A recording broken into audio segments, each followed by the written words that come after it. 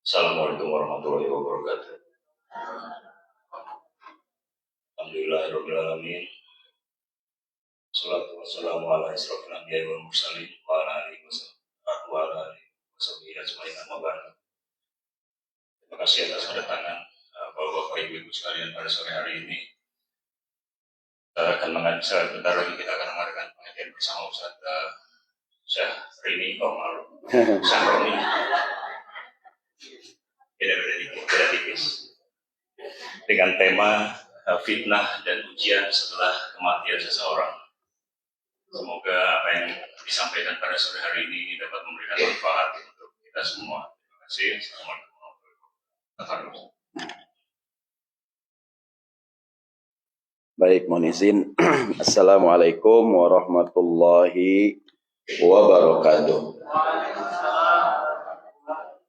Alhamdulillahirabbil alamin wassalatu wassalamu ala asyrafil anbiya wal mursalin wa ala alihi wa sahbihi wa sallim ajmain amma ba'du. Qala ta'ala fil Qur'anil Karim, a'udzu billahi minasyaitonir rajim. Bismillahirrahmanirrahim.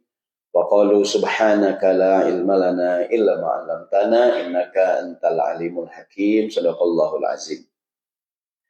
Yang saya hormati dan yang saya muliakan Bapak Ibu sekalian, rahimakumullah, khusus orang tua kita Bapak Akad dan Pak Joko dan semua yang hadir, pengurus at-Thahir dan jamaah sekalian rahimakumullah. Alhamdulillah di sore hari ini Allah mudahkan kita kembali bertemu bersilaturahim. Jangan lupa niat i'tikaf ya. Nawaitul i'tikafa fi hadzal masjidi sunnatan lillahi ta'ala ma dumtu fihi. Saya ulangi, nawaitul i'tikafa fi hadzal masjidi sunnatan lillahi ta'ala ma dumtu fihi. Ya Allah, aku niat i'tikaf di masjid ini karena Allah Ta'ala selama aku berada di dalam. Jadi kita sore ini banyak mendapatkan pahala nih. Pertama pahala thalabul ilmi, menurut ilmu. Yang kedua pahala silaturahim, ya kan? Yang ketiga pahala berinfak, berzikir. Termasuk pahala i'tikaf. Jadi kerjaannya satu, niatnya banyak. Boleh. Kayak kita pagi-pagi jam 8 pagi habis wudu, sholat 2 rakaat. Niatnya apaan? Tahiyatul masjid. Karena pagi-pagi niatnya juga sholat duha. Karena habis wudu, niatnya sekalian sholat sunnah habis wudu. Sholatnya 2 rakaat, niatnya banyak. Jadi kata para ulama, ada bab menggandakan pahala. Dengan cara membanyakkan niat. Nah, jadi amalnya satu, tapi niatnya banyak. Nah, mudah-mudahan kita mendapatkan. Dan juga niat makan bareng habis ini. Itu yang paling utama. Benar. Kan mungkin ada yang mau makanan berbagi, itu kan niat juga. Baik, sore hari ini kajian kita temanya al-fitnatu ba'da mauti ahadin. Fitnah dan ujian, problem yang muncul setelah orang meninggal dunia. Kita kan kalau sholat jenazah 4 kali takbir. Takbir yang pertama baca surat Al-Fatihah. Betul gak? Takbir yang kedua membaca sholawat. Takbir yang ketiga mendoakan almarhum. Ya kan? Allah maghfir lahu warhamhu wa'afi wa'fa'nu al-maghfir laha warhamha wa'afiha. Nah, takbir yang keempat mendoakan keluarga yang ditinggalkan. Jadi kalau takbir yang ketiga doain yang meninggal. Takbir yang keempat mendoakan keluarga, kalau yang meninggal suaminya doain istrinya. Doain anak-anaknya. Kan takbir yang keempat doanya apaan? Allahumma la tahrimna ajrahu wa la taftinna ba'dahu. Ya Allah, jangan engkau halangi kami dari kebaikannya. Orangnya boleh meninggal, kebaikan tetap ada. Dan jangan engkau munculkan fitnah setelah kematian. Nah, nanti kita akan bahas kenapa Nabi ngajarin kita doa takbir keempat wala taftinna ba'dahu. Jangan sampai kematiannya menimbulkan fitnah. Kan kadang-kadang gitu tuh, ya Allah tuh anaknya nakal banget. Sejak kapan dia nakal? Pas orang tuanya meninggal, Ustaz. Ada nggak tuh? Itu dulu itu ibu dia rajin ngaji, kok sekarang jarang ngaji? Pas suaminya nggak ada Pak Ustadz. Dulu dia rajin ngaji Pak Ustadz. Tapi itu bapak-bapak kok jadi nakal dia sejak kapan? Pas istri yang meninggal Pak Ustadz. Dulu ada bininya dia sembahyang, pas bininya nggak ada dia ngaco Pak Ustadz. Berarti meninggalnya si fulan menimbulkan fitnah gitu dia. Akan kita bahas lagi gimana cara kita mengantisipasi. Kan ada nggak sejak kapan itu kok adik kakak berantem pas bapaknya nggak ada Pak Ustadz. Dulu sih ada orang tuanya akur, pas orang tua meninggal jadi ribut, berebutan apaan tuh. Nah itu dia ya kan. Jadi judul sore hari ini al-fitnatu ba'da mauti ahadin, fitnah atau problematika ujian yang biasanya muncul ketika orang meninggal dunia dan bagaimana cara mengantisipasinya. Jadi kira-kira kita memahami makna doa yang keempat dalam sholat jenazah. Kan kalau yang sering kita bahas tentang orang yang meninggal, bisa sudah meninggal urusannya sama malaikat tadi ya. Sekarang yang ditinggalkan nih, maka tuh sholat jenazah doanya 2 rakaat, takbir yang ketiga mendoakan almarhum, takbir yang keempat mendoakan orang yang ditinggal. Wala taftinna ba'dahu, ya Allah jangan sampai kematiannya menimbulkan fitnah gitu. Ini akan kita bahas sampai jam berapa? Jam 10 lah ya, jam 10. Ini enggak, seperti semalam. Baik, jadi kadang beragam peristiwa terjadi setelah seorang meninggal dunia. Ada saudara kandung jadi tidak akur, ada nggak tuh? Sejak kapan dia saudara kandung ribut? Pas bapaknya meninggal, Pak Ustaz. Atau selalu ribut setelah ditinggal wafat oleh orang tua mereka. Ada murid yang menjadi jatuh pada kemusyrikan setelah tinggal wafat oleh gurunya tercinta. Kan ada tuh, ada ulama meninggal, orang sampai berlebihan. Contoh, saya cerita ini sebagai contoh ya. Ketika di Indonesia almarhum Ustaz Jeffrey Al-Bukhari meninggal tuh, Jeffrey atau Gus Dur meninggal. Kan saking cintanya tuh muridnya itu sampai melakukan perbuatan syirik gitu. Ke kuburan Gus Dur, bawa tanah kuburan. Sampai kata Bu Sinta Nuriyah itu istri beliau, tolong dong yang ziarah jangan diambil tanah kuburan Gus Dur, ambles kuburannya. Karena orang pengen ngambil berkah gitu. Nah yang ziarah 10 orang, segenggam lobang lama-lama gitu tuh. Sampai bilang begitu tuh. Sampai ketika dulu almarhum Ustaz Jeffrey meninggal, kan tabrakan dia kan, dimakamkan di pemakaman umum. Itu ada orang bikinin ituan yang bikinin kuburannya dari batu marmer, itu sempat pro kontra waktu itu. Jangan-jangan ini yang Nabi maksudkan wala taftinna ba'dahu, jangan sampai kematiannya menimbulkan fitnah gitu. Kadang kematian memunculkan fitnah dan beragam ujian. Ada problematika ekonomi, ada nggak tuh? Seorang istri dulunya makmur, ya kan? Tiba-tiba suaminya meninggal, ya nggak tuh? Gimana cara mengantisipasi agar dia tetap bisa survive gitu, ya kan? Ada nggak dulunya dia punya suami, dia hidupnya bagus kan? Tiba-tiba suaminya meninggal, ya nggak tuh? Dia punya anak kecil, dia juga ibu rumah tangga, kan jadi ujian juga tuh. Ya kan? Nah, gimana cara mengantisipasinya agar beragam ujian tidak muncul?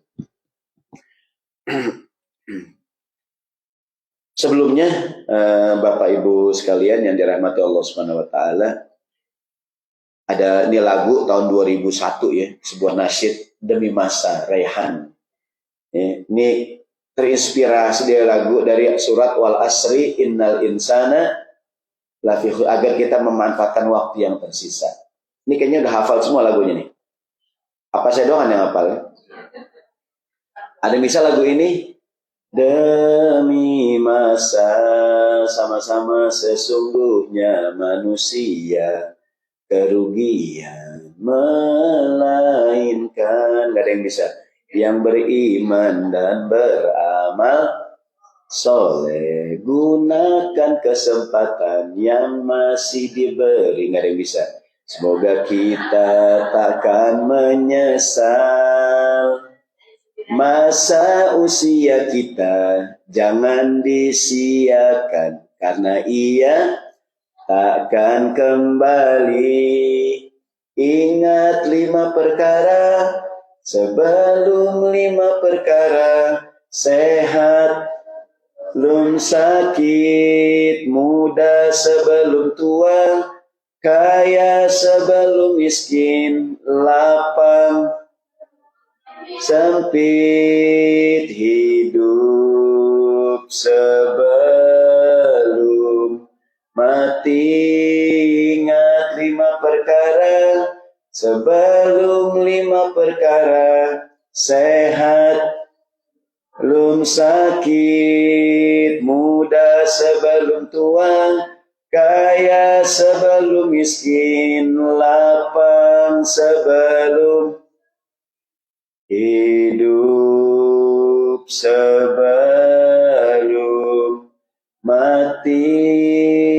Yang bisa cuma 2 orang, nggak apa-apa, nggak jadi masalah ya. Ntar pulang di mobil silahkan cari lagu Raihan Dunia Demi Masa. Ini lagu jadi nasihat buat kita gitu. Pentingnya menjaga 5 perkara sebelum. Ada juga lagu Bang Haji Roma Irama, jaga 5 sebelum datang yang 5. Teng tereng tereng. Pertama tereng. Itu Bang Haji Roma Irama. Baik.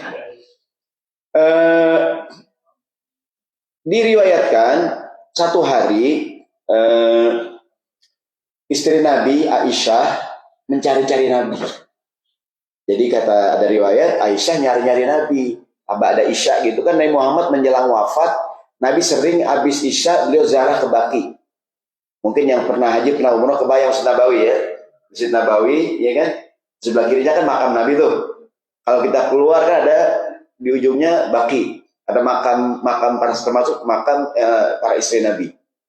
Nabi itu punya kebiasaan habis sholat Isya ke Baqi. Aisyah nyari-nyari, kok Nabi nggak ada nih, mau mukminin ya. Mana suamiku Rasulullah nggak ada. Tiba-tiba Aisyah ngelihat Nabi lagi ziarah ke Baqi.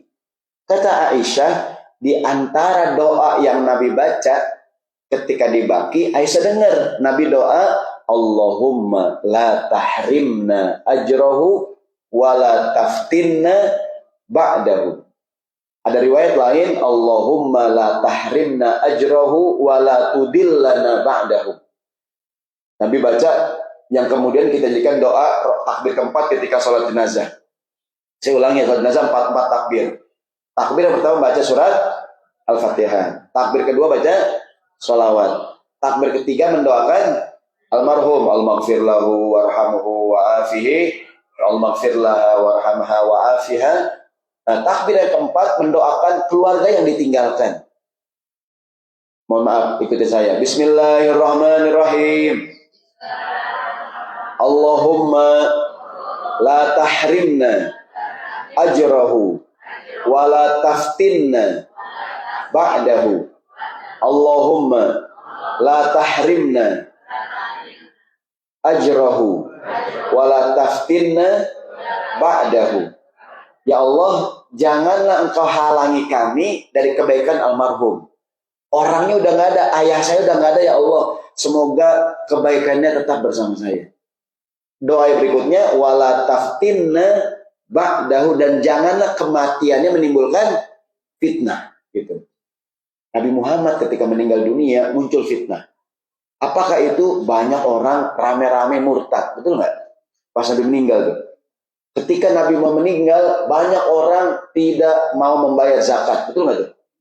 Bahkan ketika Nabi meninggal, banyak orang ngaku-ngaku jadi Nabi. Ya kan? Jangankan kita tuh, Nabi Muhammad meninggal aja, muncul fitnah tuh. Ya kan? Ada orang ngaku jadi Nabi, ada Musailamah Al-Kazzab, ada Aswad Al-Ansi, ada beberapa tuh. Ya kan? Di Indonesia banyak ngaku-ngaku Nabi tuh. Ada Lia Edan ini. Ada banyak tuh ngaku-ngaku jadi nabi. Bahkan terakhir berita ada ngaku jadi malaikat Jibril, gitu ya. Bahkan Nabi mau meninggal, banyak orang mau bayar zakat, ya nggak tuh? Udah orang ngaku jadi nabi, banyak yang nggak bayar zakat, banyak yang murtad, ya nggak tuh? Tapi kemudian datanglah sahabat Abu Bakar yang memberikan solusi 3 permasalahan tadi itu. Abu Bakar punya beragam kebijakan, akhirnya yang murtad jadi berhenti, yang bayar zakat tidak bayar zakat, bahkan yang ngaku jadi nabi ditangkap-tangkepin, gitu tuh, ditumpas gitu. Jadi jangankan kita, Nabi Muhammad aja pas meninggal muncul fitnah, namanya fitnah setelah seorang meninggal dunia. Sama tadi saya bilang, Ya Allah, itu anak kok jadi nakal banget ya. Sejak kapan sih? Pas bapaknya nggak ada, Pak Ustaz. Sejak kapan tuh ibu kok jadi begitu dia? Pas suaminya nggak ada, Pak Ustaz. Sejak istrinya nggak ada, Pak, begitu ya. Kadang-kadang tuh ada orang tua kehilangan anak jadi berubah tuh.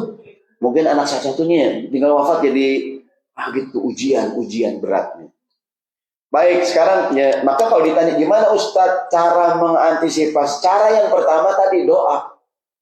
Cara yang pertama doa.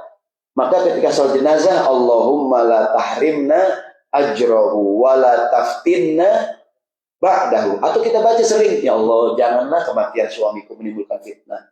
Suamiku ya Allah dia yang menjadi tulang punggung keluarga gitu kan. Semoga beliau nggak ada tapi hidup kami tetap berjalan baik gitu. Karena Nabi juga berdoa kan gitu. Maka begitu Nabi meninggal ada fitnah, muncul sahabat Abu Bakar tuh yang menjadi solusi. Maka kalau ditanya apa solusinya Pak Ustadz agar tidak menimbulkan fitnah? Cara yang pertama antisipasinya sering-sering doa tadi itu. Allahumma la tahrimna ajrahu wa la taftinna. Ini kayak orang ini ada dikuburin banjir ya nggak tuh di Indonesia nih. Jadi bagaimana cara kita mengantisipasi agar ujian walaupun ketika dia muncul ada solusinya gitu. Ya, maka cara yang pertama ngapain tadi? Doa. Berdoalah agar tidak muncul fitnah. Ini yang tadi saya bilang. Doa Nabi untuk orang yang telah wafat, Allahumma la tahrimna ajrahu, kalau meninggal laki-laki. Kalau perempuan, Allahumma la tahrimna ajraha wa la taftinna ba'dahu, kalau perempuan ba'daha. Atau rame-rame Allahumma la tahrimna ajrahum wa la taftinna ba'dahum gitu. Ya, jadi kan kadang-kadang begitu mendengar berita kematian, kagetnya kita. Ya Allah, si fulan meninggal. Kan yang kita khawatirkan, ya Allah, mudah-mudahan si fulan meninggal tidak menimbulkan fitnah. Gitu.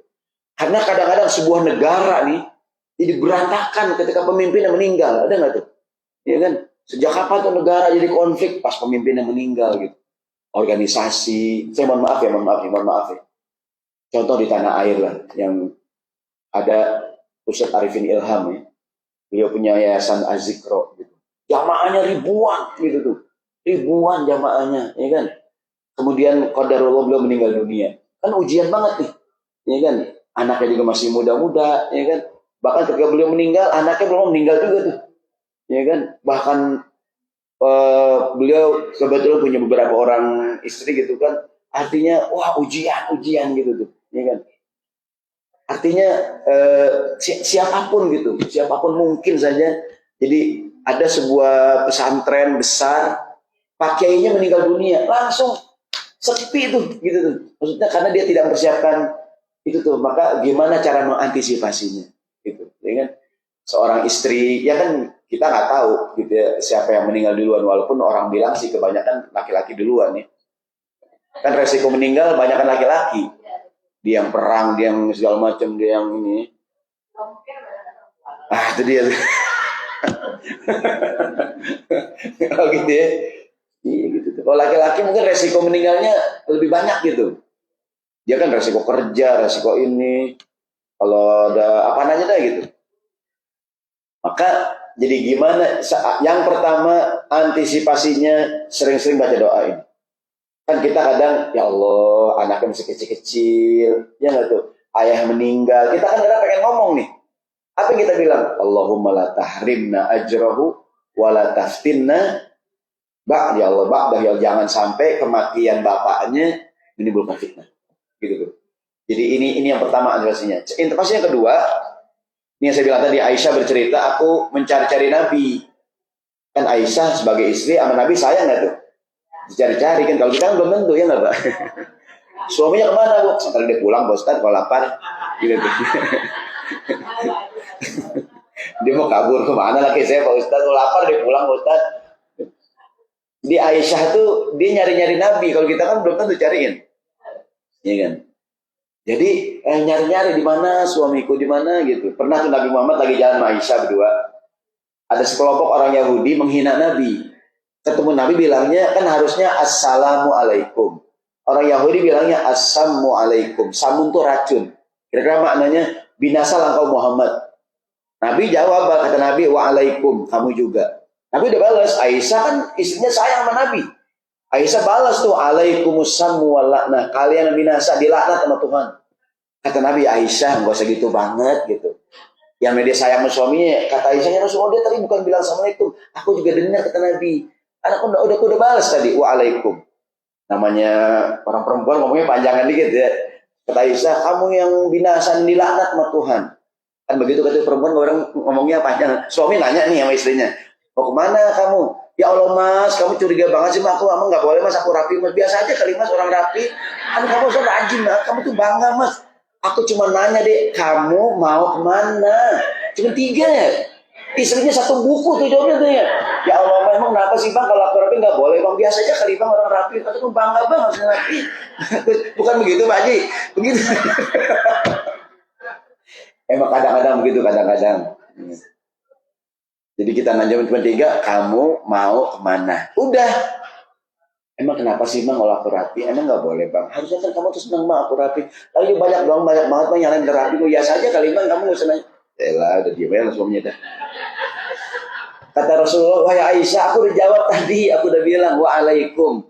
Yang namanya Aisyah kan sayang sama suami ya Rasulullah. Kalau kita kan belum tentu. Kita nih jalan berdua, kita dihina orang, dek, aku dihina. Biarin bang, memang begitu keadaannya. Punya, dek, aku dibilang jelek, deh, memang begitu bang, memang jelek, mau diapain lagi emang. Kita kan belum tentu dibelain ya. Kalau Aisyah tuh belain suaminya tuh gitu. Entar diantara sayang tuh membela orang yang dicintai tuh. Ya kan Aisyah kan namanya Nabi sayangnya. Ketika Nabi dihina, balas Aisyah tuh. Oh balas gitu. Ya kan? Baik kita kembali. Jadi nyari. Nabi lagi ziarah di Baqi. Di antara doa Nabi tadi tuh, Allahumma la tahrimna ajrahu wa la taftinna ba'dahu. Maka cara yang pertama agar tidak fitnah itu muncul, banyakin doa ini. Yang kita baca biasa di takbir keempat ketika sholat jenazah. Jadi nggak mesti ketika sholat jenazah, dalam hal kita takziah nih. Ya Allah, kan kita pengen ngomongnya. Ya Allah, mudah-mudahan tidak menimbulkan fitnah. Ayahnya meninggal, suaminya meninggal, istrinya meninggal, anaknya meninggal gitu kan. Jangan sampai kematiannya menimbulkan fitnah dan ujian. Allahumma la tahrimna ajrahu wa la taftinna ba'dahu. Sekarang yang kedua, yang biasanya muncul kalau orang meninggal dunia, biasanya dalam keadaan musibah keluarga almarhum jadi sangat repot, betul nggak tuh? Namanya meninggal, ada orang takziah nih, orang takziah, kadang keluarga nginep, ya nggak tuh? Nah, antisipasinya Nabi menyuruh para sahabat waktu itu untuk memberikan bantuan kepada keluarga yang meninggal, gitu. Di antaranya Nabi bilang gini, kata Nabi waktu itu, Ja'far bercerita, Abdullah bin Ja'far, anaknya Abdullah, bapaknya Ja'far. Kata Abdullah, saat bapakku meninggal, Ja'far meninggal nih, kata anaknya Abdullah, Rasul bilang begini, isna'u li ali Ja'farin ta'aman, li'annahum ja'ahum ma yushghiluhum. Kata Ja'far, kata Abdullah, ketika bapakku meninggal, Nabi bersabda, wahai para sahabat, bikin makanan untuk keluarganya Ja'far, antar ke rumahnya. Dia sedang repot gara-gara banyak tamu datang. Maka ketika ada orang meninggal dunia, kan repot biasanya tuh. Kita, saudaranya, tetangganya, buru-buru bantuin dia. Kan yang sering muncul di kita, ya Allah tuh orang udah meninggal dunia, ya enggak, dia ngelayanin buat tamu, makanan gitu ya. Sunnahnya adalah kalau orang meninggal dunia, kita, tetangganya, saudaranya memberikan pelayanan kepada dia. Ada berapa hari? Ada yang 3 hari, ada yang seminggu. Kita kan terbalik kadang-kadang. Yang meninggal dia, suami meninggal, malah istri repot ya, masak 7 hari buat yang datang tuh. Jadi kita yang nggak masak jadinya. Karena tiap malam habis tahlilan mau berkat gitu. Harusnya terbalik harusnya tuh. Nah itu sebabnya ada budaya kita kasih uang takziah. Aslinya kata Nabi, kalau orang meninggal dunia, anterin makanan. Cuman orang kita kan kadang malas repot, ngasih mentahnya aja dah. Ya nggak tuh? Maka kalau kita takziah ada baskom dia.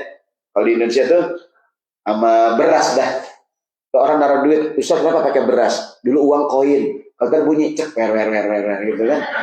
Maka dia pakai beras gitu. Ya nggak?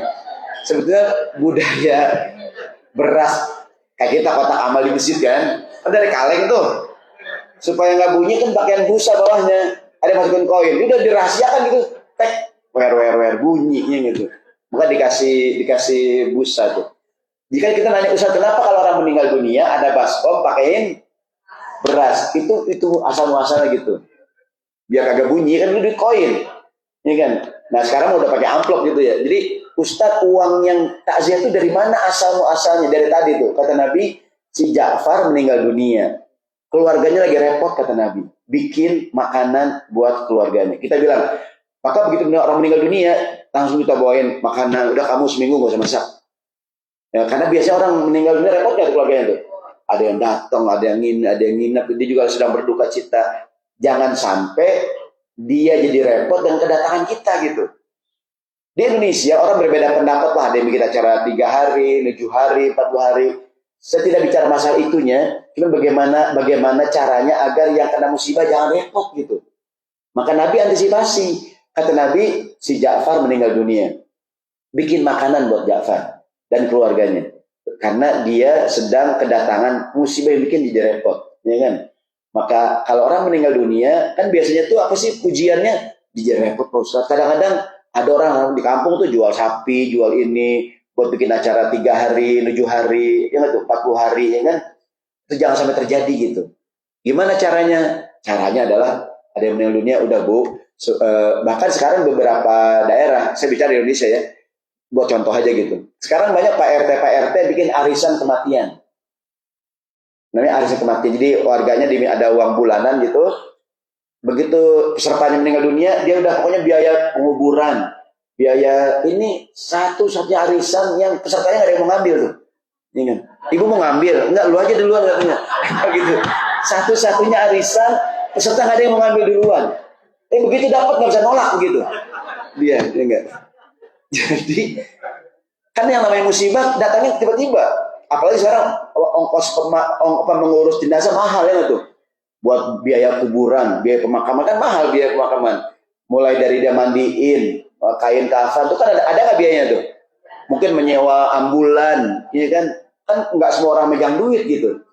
Nah, jadi Nabi Muhammad bilang si Ja'far karena musibah dia meninggal, repot keluarganya, bikinin makanan buat keluarganya. Minimal kita nih, setiap mendengar orang meninggal dunia, kalau bisa kita antar makanan ke rumah dia, mengamalkan hadis ini. Kita berikan roti, kita udah Bu, ibu nggak usah repot, kita yang backup gitu. Masjid, At-Thohir dan ibu-ibu yang punya ibu selama seminggu nggak usah masak dah gitu, ya kan? Kita ada yang nganterin. Kadang-kadang ya kalau bicara di tanah air, kadang ada yang keluarganya nginep, ada nggak tuh? Kadang istrinya juga sedang kalut, anak-anaknya nggak ada yang ngurus, ya kan? Tugas kita lah yang membackup dia. Jangan sampai dia susah jadi tambah susah gitu. Nah di Indonesia itu kadang orang ribut ya Allah, maka ada yang bilang nggak boleh 40 hari, nggak boleh 3 hari, 7 hari, mungkin lebih kepada itu. Kesian. Nah sekarang kita bagaimana meminimalisir itu? Kalaupun tamu datang minum, akhirnya kita yang beliin. Betul gitu? Kalaupun tamu datang makan kuenya dari siapa tuh? Nah orang sekarang nggak mau repot, ngasih mentahnya aja gitu. Biasanya tuh uang takziah digunakan buat ngurus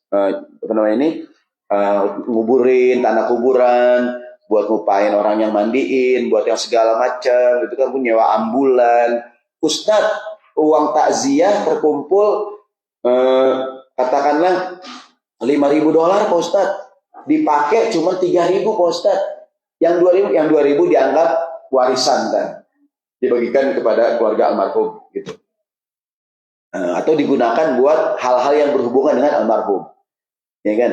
Kan kadang-kadang ada uang takziah namanya kan, orang pada ngasih. Dari mana asal uang tak? Dari hadis ini nih. Kata Nabi, wahai sahabatku, buatlah makanan untuk keluarganya Ja'far.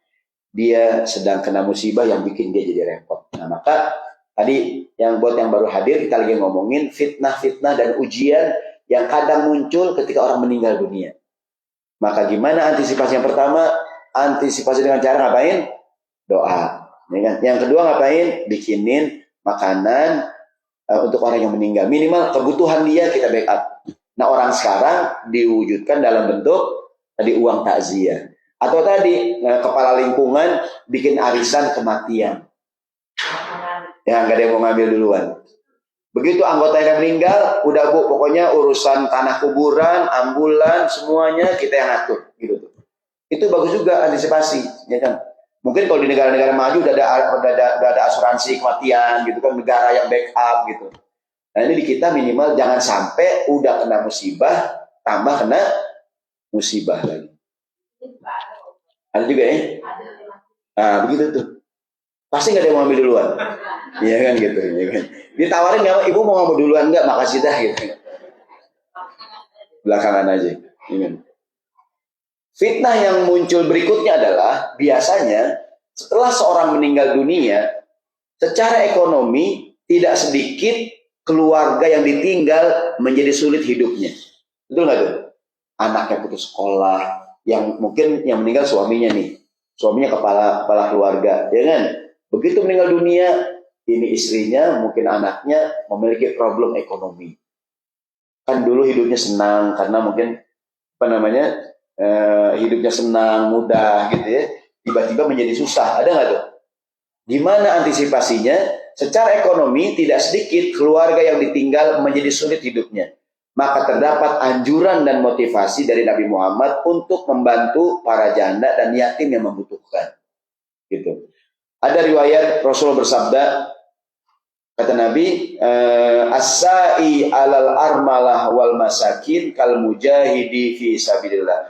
Orang yang bersungguh-sungguh membantu para janda dan orang-orang yang miskin bagaikan mujahid berjihad di jalan Allah Subhanahu wa taala. Kata perawi hadis, Nabi mengatakan bagaikan orang yang kamu layar setiap malam dan orang yang puasa sunnah setiap hari. Gitu. Besarnya membantu para janda dan orang miskinnya menjadi susah ketika suaminya atau ayahnya meninggal dunia. Gitu.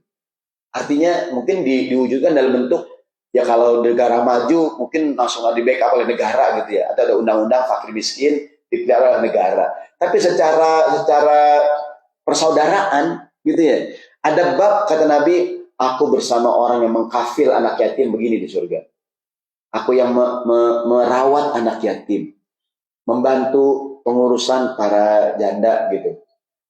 Artinya mungkin dia memang bergantung pada suaminya gitu. Kan mungkin untuk dia bisa survive perlu setahun 2 tahun ya. Ya kan? Ketika suaminya nggak ada kan langsung jatuh gitu. Ya kan?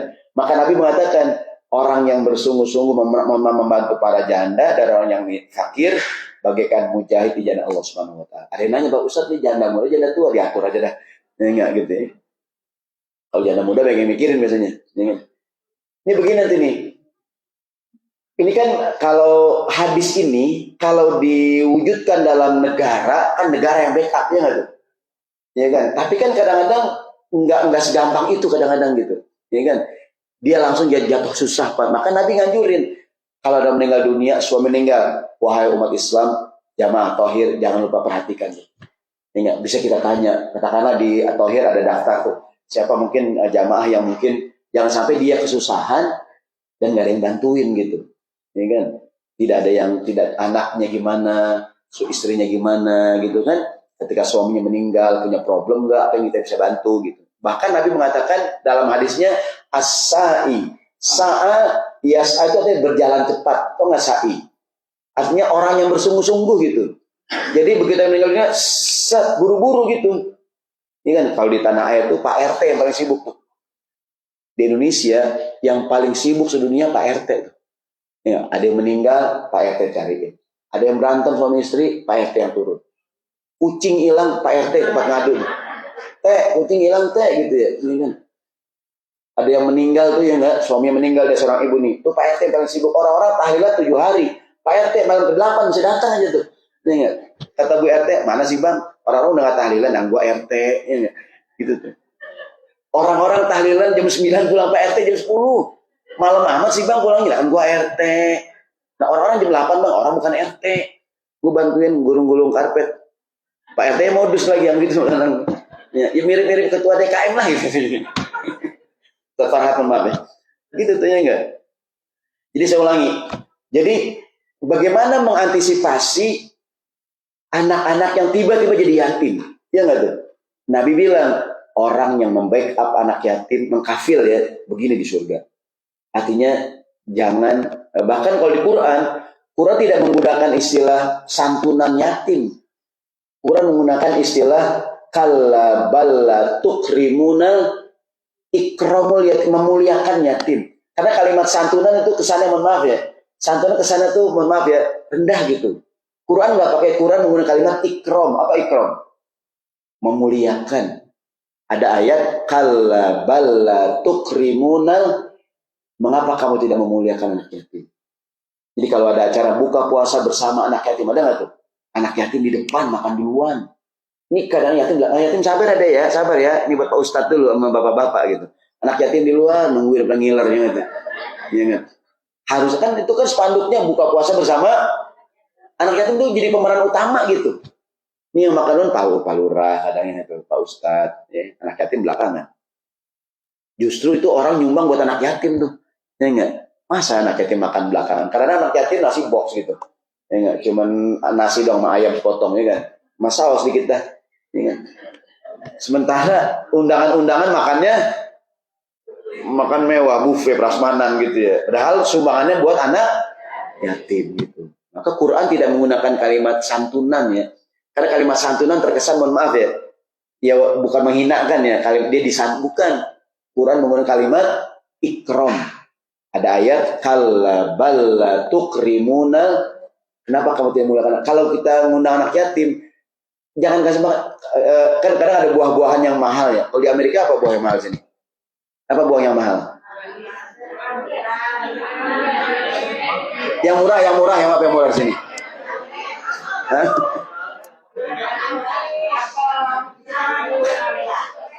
Maksudnya kan anak yatim dikasih makan kalau di tanah air ya dikasih paya. Kata yatim yang paya mau biasa makan. Paya mahal sini ya. Maksudnya dimuliakan gitu. Dimuliakan yatim. Quran bilangnya begitu. Kalimatnya bukan menyantuni. Kalau kalimat menyantuni itu, mohon maaf saya bukan menganggap menghina ya. Kalimatnya kalla balla tukrimunal yat ikram. Apa arti ikram? Ikram itu memuliakan. Gitu. Dia duduknya di depan, makan duluan gitu. Ya kan? Memuliakan anak yatim. Bahkan kata Nabi, aku bersama orang yang mengurus yatim begini, kata Nabi. Dekat banget di surga gitu. Ya kan? Dekat banget di surga. Jadi gimana caranya agar tidak muncul fitnah ekonomi yang susah setelah kematian? Wahai bapak-bapak, ibu-ibu, kalau ada orang yang, mohon maaf mungkin janda yang kesulitan, yatim yang susah, langsung backup. Kata Nabi, orang yang bersungguh-sungguh membantu para janda, orang yang miskin, anak yatim, pahalanya bagian orang yang berjihad di jalan Allah SWT. Alhamdulillah. Jalannya kayak itu boleh juga dibantu ngurusin apanya gitu maksudnya. Ini kan. Jadi manajer, ini kan. Alhamdulillah. Curhat dong mah. Iya. Atau gini ya, membantu bisa jadi benar sekali ibu, bukan hanya dalam bentuk menyantuni atau tapi membantu. Nih ada anak yatim, bapak yang meninggal, ibu meninggal, duitnya banyak duitnya. Kalau langsung diserahin sama dia habis buat mainan ya nggak tuh. Maka dia mengurus harta anak yatim tuh. Ya kan, mungkin uangnya disimpan dulu, dia begitu udah gede baru diserahkan ke anaknya gitu. Ya kan demikian. Sampai sahabat Anas bin Malik mengatakan sebaik-baik rumah adalah rumah yang di dalamnya terdapat anak yatim yang diperlakukan dengan baik. Seburuk-buruk rumah adalah rumah yang di dalamnya terdapat yatim yang diperlakukan dengan tidak baik. Hamba yang dicintai Allah adalah yang membuat kebaikan untuk anak yatim dan para janda. Jadi saya tanya dulu, siapa yatim? Siapa yatim?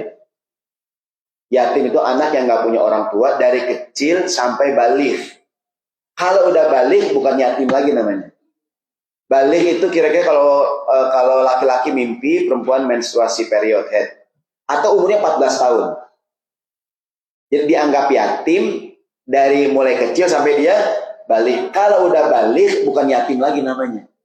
Ada nggak anjuran usap-usap pala anak yatim? Ada nggak tuh? Siapa yang kita usap? Yang kecil-kecil. Udah kuliah tahun terakhir. Sabar ya Neng, sabar ya Neng. Oh begini Pak Haji, ada hadisnya Neng ini. Itu Pak Haji modus namanya tuh. Iya enggak? Kasih modus tuh. Yang kecil-kecil Pak Haji yang halus-halus. Itu udah remaja yang udah kuliah mau selesai. Kita usap-usap, sabar ya Neng. Sini Neng, Pak Haji belum Neng. Oh gini Pak Haji, ada hadisnya Neng, begini emang. Ya. Itu Pak Haji modus. Ada udang di balik, nah bakwan, ya betul. Sama kayak tadi, ada ngasih hadiah buat anak yatim. Siapa kita kasih hadiah? Yang kecil-kecil. Yang maju udah pada kuliah, udah pada berbulu kakinya, yang gede-gede banget namanya. Kata ibu-ibu, Ustadz, saya di rumah ngurus yatim. Siapa Bu? Suami saya kan. Kan yang meninggal bapak itu yatim dan ketuaan. Ya enggak? Bukan yatim lagi namanya. Jadi yang namanya yatim tuh dari dia kecil sampai dia balik gitu. Udah balik bukan yatim lagi namanya. Gitu. Ustadz, sebenarnya sampai umur berapa sih Tad kita ngurus anak, nafkahin anak? Secara hukum fikih itu sampai anak kita balik. Mungkin kalau di Amerika usia berapa anak boleh kerja? Kerja norm formal? 16, 17, 18 ya. Artinya kan minimal lulus high school ya. Maka ada budaya bagus di Amerika, di Eropa tuh kalau udah selesai, udah mau kuliah dia tinggal sendiri ya. Itu bagusnya adalah dia lulus SMA, dia harus bisa nyari uang sendiri gitu. Karena secara hukum agama kewajiban orang tua udah selesai. Ketika dia kita nafkahi bukan dari bab kewajiban, karena ayah ibu sayang sama kamu. Gitu. Kalau bab kewajiban udah selesai. Tapi kan anak-anak nggak tahu kadang-kadang. Anak-anak harus tahu bahwa sebenarnya nak, kamu tuh ayah ibu menafkahi kamu sampai kamu tuh usia balik. Oke lah di negara ini usia kerja 18 tahun. Sampai kamu boleh kerja berhenti. Kenapa sekarang kamu kuliah masih mama biayain? Karena bab sayang sama anak gitu tuh. Kalau bicara kewajiban udah selesai. Maka mungkin kalau di Amerika, di Eropa tuh begitu lulus high school dia kuliah tinggal sendiri apartemen ya. Dengan baik, cuman mungkin kurang baiknya dia kurang peduli sama orang tuanya gitu ya. Kalau di Indonesia kan enggak tuh, udah kuliah dibiayain, udah nikah masih dibiayain juga tuh. Iya kan? Masih bahkan tinggal sama orang tua begitu tuh. Kan begitu melamar, Assalamualaikum Pak Haji, Waalaikumsalam. Hari Minggu sore kayak begini nih, lagi weekend. Ada apa ya? Mau ngelamar anak Pak Haji nih. Nih saya. Yang mana nih? Itu Pak Haji, adiknya dia masih sekolah. Lah kan hari Minggu Pak Haji, kok sekolah aja Pak Haji? Nggak, dia maksudnya belum lulus, blow on banget sih lo katanya. Karena hari Minggu sekolah kali Pak Haji-nya. Ntar kamu mau tinggal di mana nikah sama anak saya? Kan nanya gitu ya. Nikah sama anak saya mau tinggal di mana ntar? Tenang aja Pak Haji, ini ruang tamu loh gak Pak Haji? Kita sekat aja Pak Haji. Paling modalnya triplek 2 lembar sama kasur 4 batang Pak Haji. Kata calon mertua, abis rumah gue dah. Belum jadi mendekat rumah gue. Belum jadi.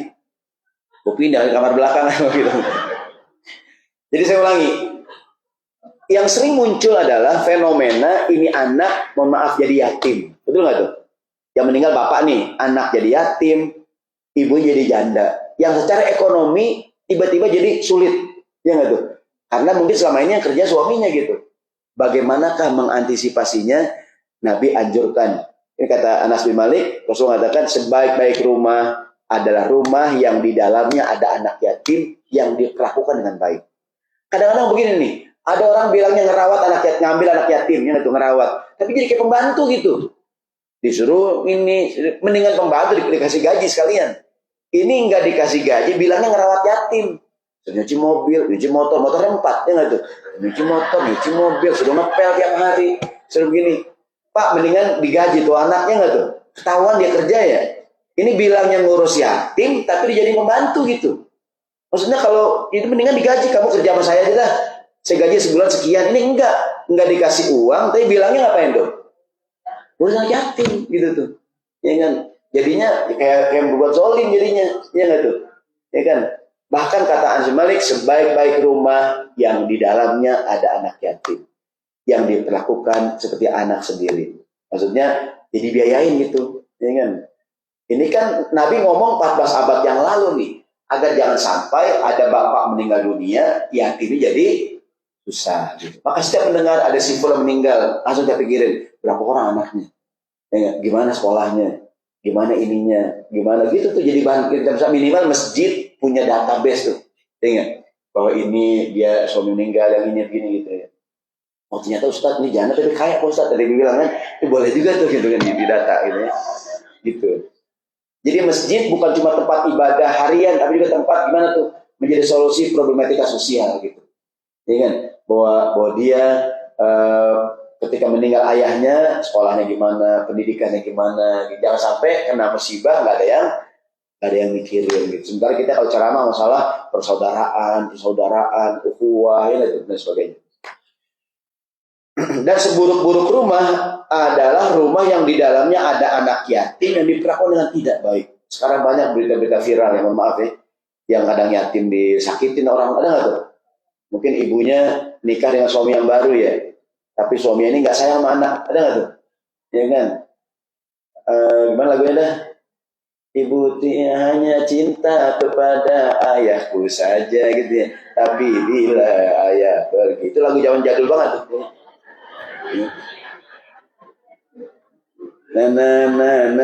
Hanya cinta kepada ayahku saja, tapi bila ayah pergi disiksa dan dia ketahuan umurnya.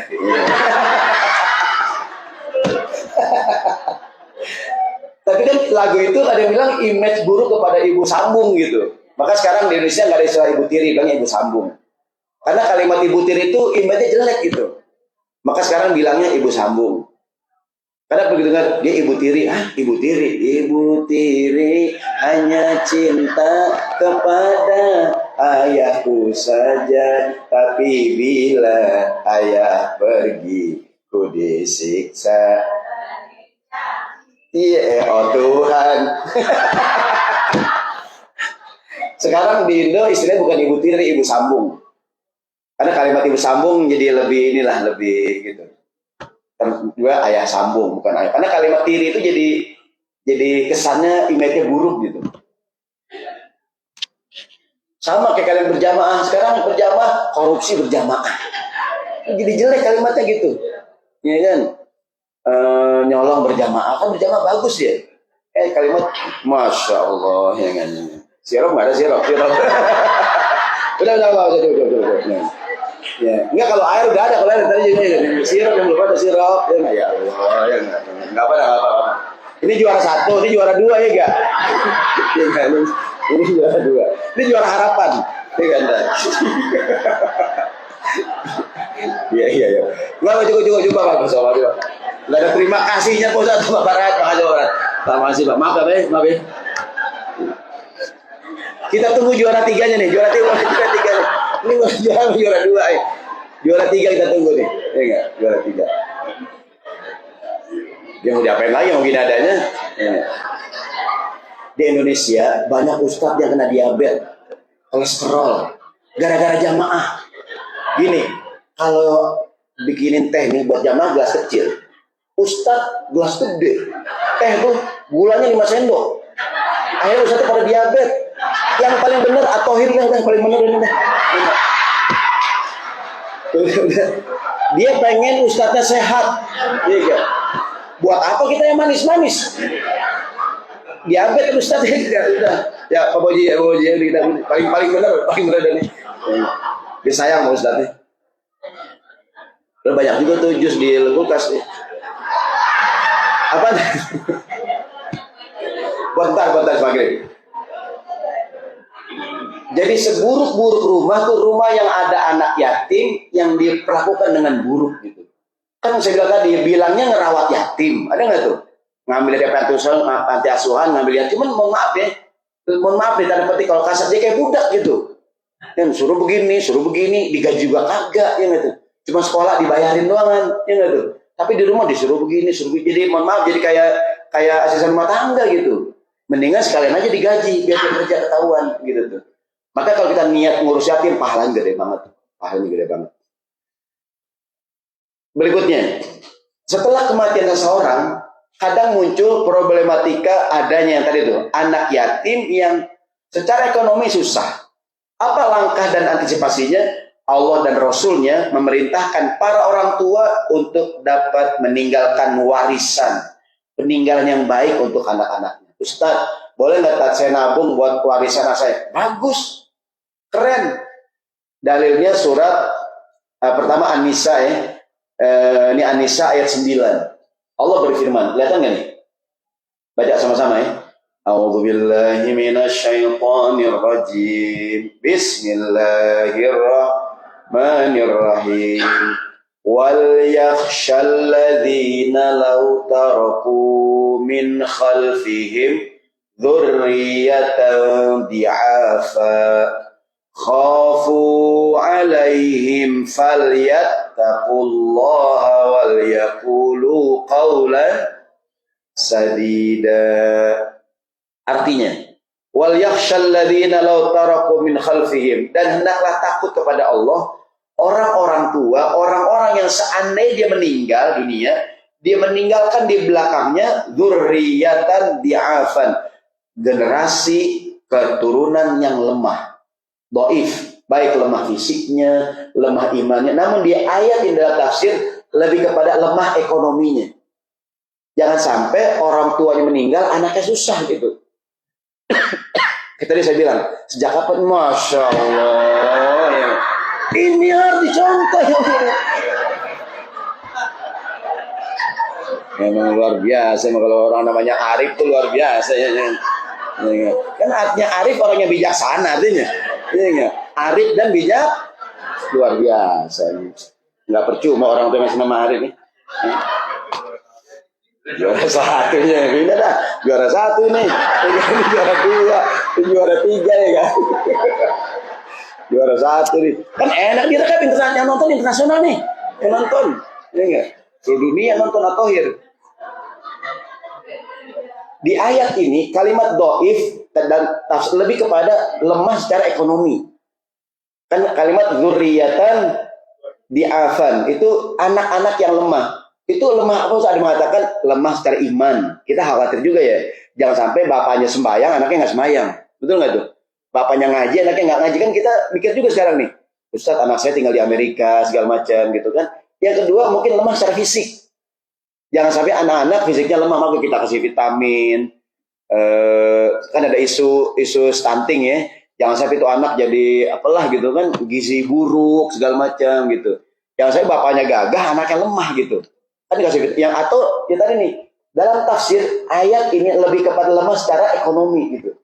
Jangan sampai bapak ibunya meninggal, anak-anaknya secara ekonomi susah gitu. Maka kata Quran, hendaklah takut, wal yakhshal ladzina, hendaklah takut, pikirin maksudnya.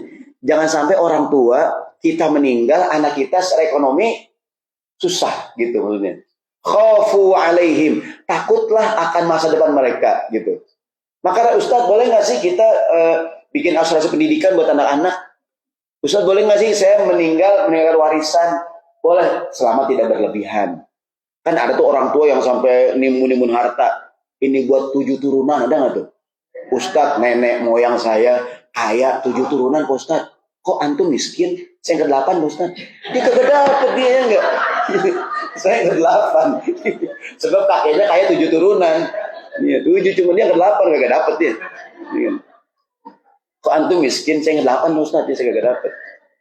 Nah, kata Quran, khafu alaihim, takutlah kamu terhadap masa depan mereka gitu. Nah, saya ulangi, ayat ini takut lemah lebih kepada faktor ekonomi gitu. Jadi jangan sampai kita kan ntar gimana ya? Kita nih makmur di Amerika segala macam. Gimana anak kita ya? Maka orang tua yang baik adalah orang tua yang ketika meninggal dunia, entah kita baca ayatnya di sini. Contoh di zaman Nabi ada sahabat namanya Sa'ad bin Abi Waqqas. Saat bercerita, kata saat aku sedang sakit, menjelang aku meninggal dunia, aku rasanya udah hampir mau meninggal nih. Ketika Nabi mengunjungi aku bilang sama Nabi Rasulullah SAW, Nabi, rasanya ajalku sudah dekat. Aku punya banyak harta Nabi. Ahli warisku cuma perempuan 1 orang. Jadi bapaknya kaya raya, anaknya cuma 1 perempuan Nabi. Dia bilang, boleh nggak Nabi, aku berwasiat, berinfak nih dengan 2/3 hartaku. Jadi hartaku nih 2/3-nya aku sedekahkan buat masjid semuanya. Ntar anak perempuan 1/3 aja. Qala, kata Nabi, enggak, kebanyakan kata Nabi.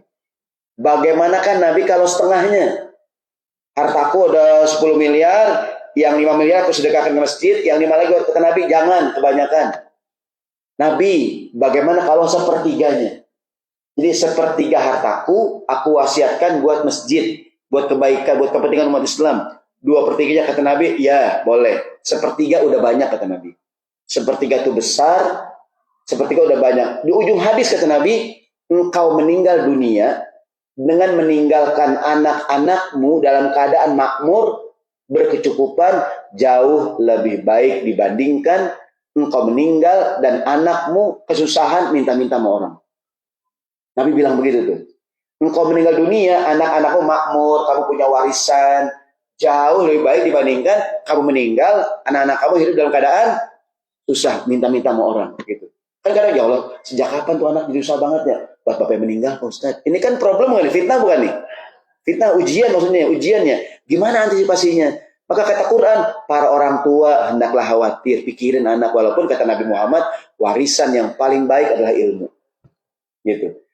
Ini kan yang kita pikir, tidak hanya kita meninggalkan materi ya, tapi juga pendidikan gitu. Bahkan kata Nabi Muhammad lagi, tidak ada pemberian orang tua yang paling baik kepada anak kecuali ilmu dan adab gitu. Orang bilang kalau harta bisa habis ya. Iya kan? Tapi kalau kita wariskan ilmu, kita sekolahin dia, pendidikannya bagus, dia punya beragam kemahiran gitu kan, beragam kepandaian, kita nggak khawatir Pak Ustaz. Insya Allah saya nggak takut anak saya susah Pak Ustaz.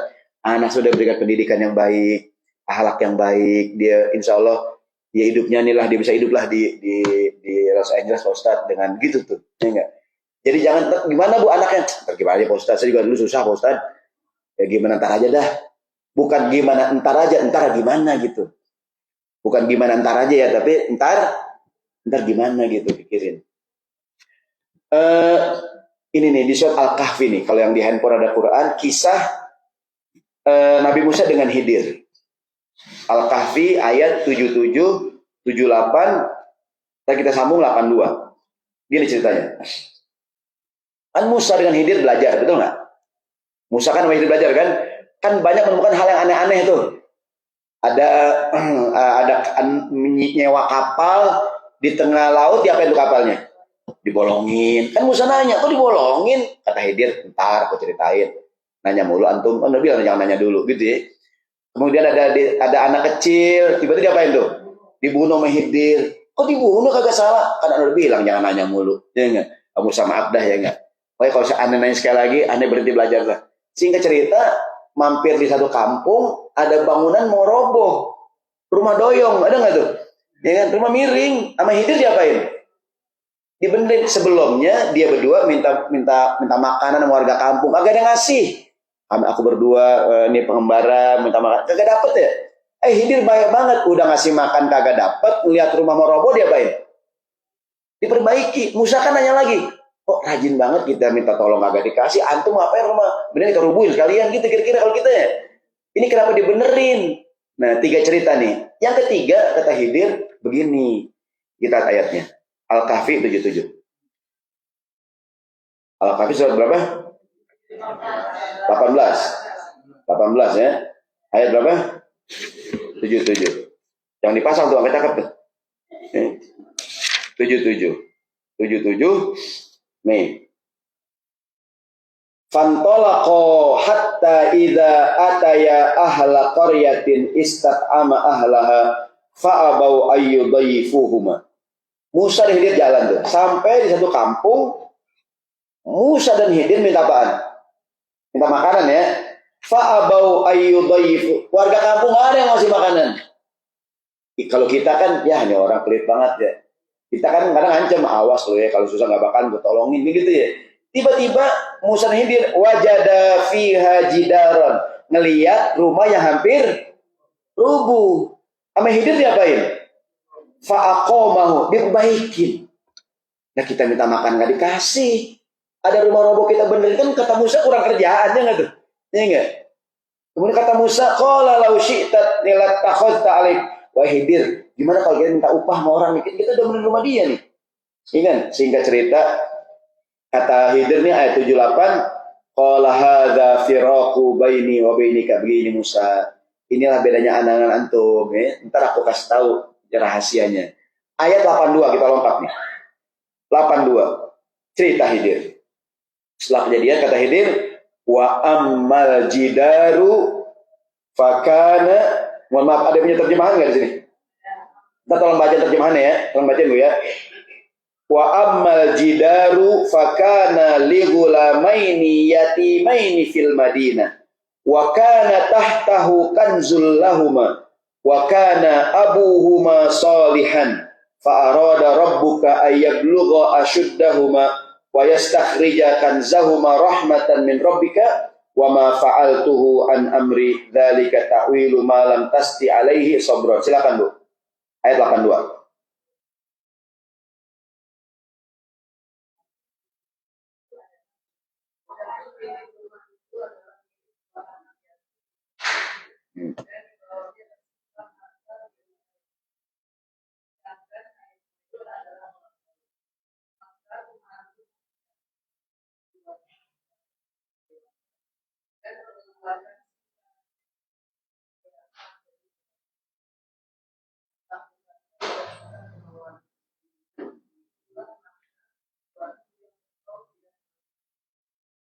Ya, terima kasih. Makasih Bu ya. Tadi hampir duet nih. Baik, begini. Kan kata Khidir gini, Musa, antum kemarin nanya ya, kenapa ada rumah yang roboh, kenapa aku benerin? Begini kata Khidir. Wa amal jidaru fakana li ghulamaini yatimaini fima. Rumah yang hampir roboh itu punya 2 orang anak. Rumah itu tuh punya anak yatim 2 orang. Kemudian lihat baca nih. Wa kana tahtahu kanzul lahuma. Di bawah rumah yang mau roboh itu ada apaan? Ada harta, ada warisan. Siapa yang nyimpen? Wa kana kemudian wa kana abuhuma solihan. Bapak dari anak yatim ini bapak yang soleh, bapak yang baik. Bapak yang baik adalah orang tua yang nyiapin harta buat anaknya. Betul nggak tuh? Betul nggak dia? Ya nggak? Bapaknya orang yang punya pikiran, ya nggak? Bapak yang soleh nih, dia punya duit nggak dihambur-hamburkan, ya nggak tuh? Kan ada tuh punya duit di jajan, ada nggak nih? Maaf ya Pak. Jajan mulu gitu ya nggak tuh? Dia boros, ada nggak di sini Bu? Yang mana depan ada sini orang ini nggak sih? Ini bapak yang soleh nih. Kalau punya uang dia apa ini? Disimpan. Wakana abuhuma solihan. Ayah anak yatim ini bapak yang soleh adalah bapak yang masih hidup mikirin buat anaknya tuh, gitu. Bahkan dia nyimpen di bawah rumah itu. Kalau rumah ini rubuh, kata Khidir, fa'arada rabbuka ayyablugha ashda. Allah pengen anak gede dulu, baru tahu kalau di bawahnya ada. Sebab kalau di rumah rubuh, di anak masih kecil, duitnya habis nggak tuh? Di mainan, di mobil-mobilan, ya nggak tuh? Allah pengen anak biar gede dulu, ya nggak? Udah gede baru tahu di bawahnya ada. Pelajaran adalah wakana abuhuma solihan. Bapak dari anak yatim ini bapak yang soleh adalah bapak yang nyiapin. Gitu tuh. Dia mikirin anaknya gitu. Selain tadi pendidikan. Jadi nanya, Ustaz boleh nggak sih Ustaz? Saya nabung buat anak saya, bukannya boleh. Keren. Ya nggak tuh? Tadi kata Qur'annya, jangan sampai engkau meninggal, anak cucu kamu lemah. Saya ulangi, di ayat tadi lemah, lebih lemah secara ekonomi itu. Walaupun juga lemah iman, lemah fisik, lemah pendidikan itu penting ya enggak? Tapi tidak kalah penting juga lemah secara ekonomi gitu maksudnya. Apa solusinya? Bagus banget kalau ada orang tua selama dia hidup, dia siapkan mungkin pendidikan anaknya, ya enggak tuh? Bahkan tidak sedikit orang tua tuh masih hidup, dia bikin rumah buat anaknya, ada enggak tuh? Kadang-kadang, mohon maaf ya, saya di tanah air banyak tuh kita kalau bukan karena orang tua kita nggak punya rumah kita. Kalau bukan karena orang tua kita nih, gitu ya, itu orang tua yang luar biasa tuh. Dia nggak hanya mikirin diri sendiri, ya nggak? Dia mikirin gitu kan orang tuh kalau masih umur 17, 18 itu mikirin diri sendiri ya, kan di handphone yang mahal gini. Udah nikah 25, 30 pengen mikirin punya rumah, ya itu punya kendaraan. Umur 40, 50 udah mulai mikirin itu ya, anak, cucu, ya nggak tuh? Ini juga tema omongan lain ya, kalau masih 17 sama 20 ngomongin handphone, mungkin ngomongin cewek gitu ya, ngomongin. Kalau udah 25, 30 udah nikah ngomongin punya rumah. Udah 50 pun ngomongin herbal, kulit manggis gitu kan. Itu udah lain itu, udah ngobrol udah lain ya gitu. Daun-daun herbal gitu kan. Gitu. Kayu manis. gitu deh. Emang omongan beda emang, ini kan, gitu. Nah, ini fitnah yang muncul. Jadi gimana? Karena gini, betul nggak saya omongin? Ada nggak orang meninggal dunia, anaknya hidupnya sulit? Ada nggak tuh? Mungkin bapaknya nggak nyiapin gitu, nggak nyiapin asuransi pendidikan, ya nggak? Kan kita ustadz, bukankah kita tawakal kepada Allah? Benar. Namun kata Nabi, ada sahabat sholat masjid. Tapi tanya, ontak kamu diikat nggak? Tenang aja Nabi, aku tawakal kepada Allah. Jangan kata Nabi, ikat dulu. Udah ikat baru tawakal. Kita punya mobil nih, punya motor. Dikunci dulu buat yang aman. Nih baru tawakal. Nih nggak? Mobil nggak dikunci Pak. Allah jaga pusatnya, hilang tuh mobil. Iya nggak tuh? Ingat. Kata Nabi, ontak kamu apain? Ikat dulu ontaknya, baru kamu tawakal. Maksudnya kita juga serahin kepada Allah ya. Namun ada usaha kita gitu. Saya alhamdulillah Pak Ustadz, anak-anak nih pendidikannya sudah asuransiin. Kan kita nggak tahu qadarullah. Ya nggak tuh? Udah saya persiapkan gitu. Saya sekolahin di sekolah Islam ya kan, dia kenal agama. Terus saya khawatir saya meninggal, kan anak saya nggak ngerti agama Pak Ustadz. Saya sudah tarik pengajian di At-Thohir, Sabtu Minggu dia ikut kelas gitu kan, kelas weekend belajar Islam dan sebagainya. Berikutnya, fitnah yang lain yang muncul biasanya adalah setelah seorang meninggal dunia, fitnah yang juga biasa muncul adalah keluarga yang ditinggalkan tidak lagi berada di jalan yang lurus. Antisipasinya adalah agar orang tua atau siapapun mengajarkan pada mereka nilai-nilai agama yang baik.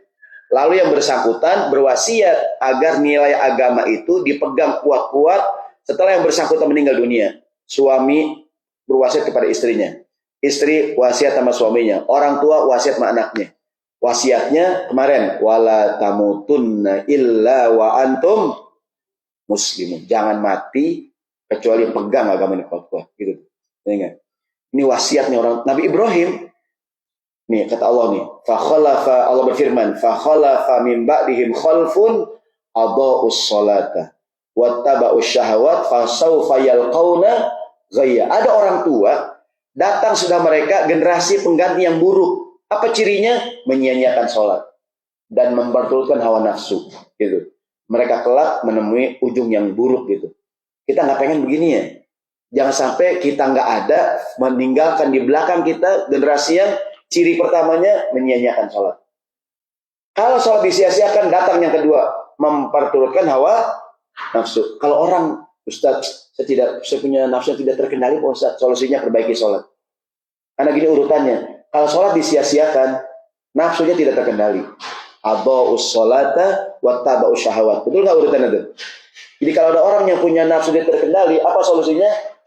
Sholatnya benerin. Karena kata Quran urutannya menyia-nyiakan sholat, datanglah nafsu yang tidak terkendali gitu tuh, terkendali. Kita nggak pengen begini nih. Kita nggak pengen, kan ada tuh tadi saya bilang, sejak kapan nih nggak sembahyang? Pas bapaknya nggak ada, Pak Ustaz. Kan dia ngaji itu, Pak Ustaz dia nggak. Maka saling berwasiat nih. Nabi Ibrahim kan berwasiat tuh, wawassa biha Ibrahim baniya kan. Ibrahim berwasiat kepada anaknya. Apa pesannya? Wala tamutunna illa wa antum jangan mati kecuali memegang agama Islam. Gitu. Kan bapak meninggal ngomong tuh, anaknya kumpul kan. Yang saya bilang kan, anak-anakku itu rumah ya nggak di LA jangan dijual. Rumah siapa ya? Rumah orang. Bukan rumah bapak. Itu rumah Pemda. Gitu tuh wasiat nih. Diberwasiat gitu, wasiat. Ya kan? Wasiat ada dua ya. Satu wasiat harta. Tadi tuh, kalau bapak meninggal, ibu nggak ada, sumbangin katakanlah $1.000 buat masjid. Itu wasiat harta tuh. Kalau ayah nggak ada, paman kamu, kan paman bukan ahli waris. Dia terhalang sama anaknya nggak tuh? Nih, bapak meninggal, dia punya anak. Paman dapat nggak warisan? Nggak dapat, ada anak. Tapi kan paman teman bisnis ayah, ya nggak tuh? Bapaknya takut kalau dia meninggal, anaknya nggak mikirin pamannya gitu. Ntar pamannya teman bisnis. Kalau ayah nggak ada, paman kamu, tolong kasih uang sekian $1.000. Karena dulu pamannya gitu tuh. Ya kan? Karena kan begitu meninggal bapak, ya Allah, ponakan saya tega banget dah. Bapak meninggal, saya kagak dapet gitu ya. Itu bagi tuh, bukan warisan, tapi apa tuh? Wasiat gitu tuh. Yang kedua wasiat nasihat. Anak-anakku, kalau ayah ibu nggak ada, kamu yang akur ya, yang pernah berantem. Ada nggak tuh? Ada nggak bapak ibunya meninggal, anaknya berantem, ada nggak tuh? Jadi nggak akur, maka berwasiat. Wasiat, gitu kan? Ayah berwasiat, kalau ayah udah nggak ada, jangan ninggalin sholat, gitu kan? tetap rajin ke at-tauhid, gitu ya, lanjutkan perjuangan, gitu kan, jangan pada ribut. Itu wasiat nasihat. Yang kedua wasiat berupa harta. Jadi ada wasiat harta, ada wasiat nasihat, gitu kan. Karena ada tuh punya ayah meninggal, ada wasiatnya nih, ya nggak, di amplop kita baca namanya ayah berwasiat, ayah punya utang, kacau juga dia nggak tuh. Udah girang-girang, wah wasiat nih, ternyata utang warisannya utang. Nah itu dia ya. Kata istri, bang kalau saya meninggal bang, silahkan abang nikah lagi dengan syarat langkahin mayat saya. Begitu dia meninggal dia langkahin lakinya. Lu langkahin aja. Begitu kok Pak Ustaz pesannya kalau dia meninggal saya boleh langkahin dilangkahin. Pas lakinya hidup lagi.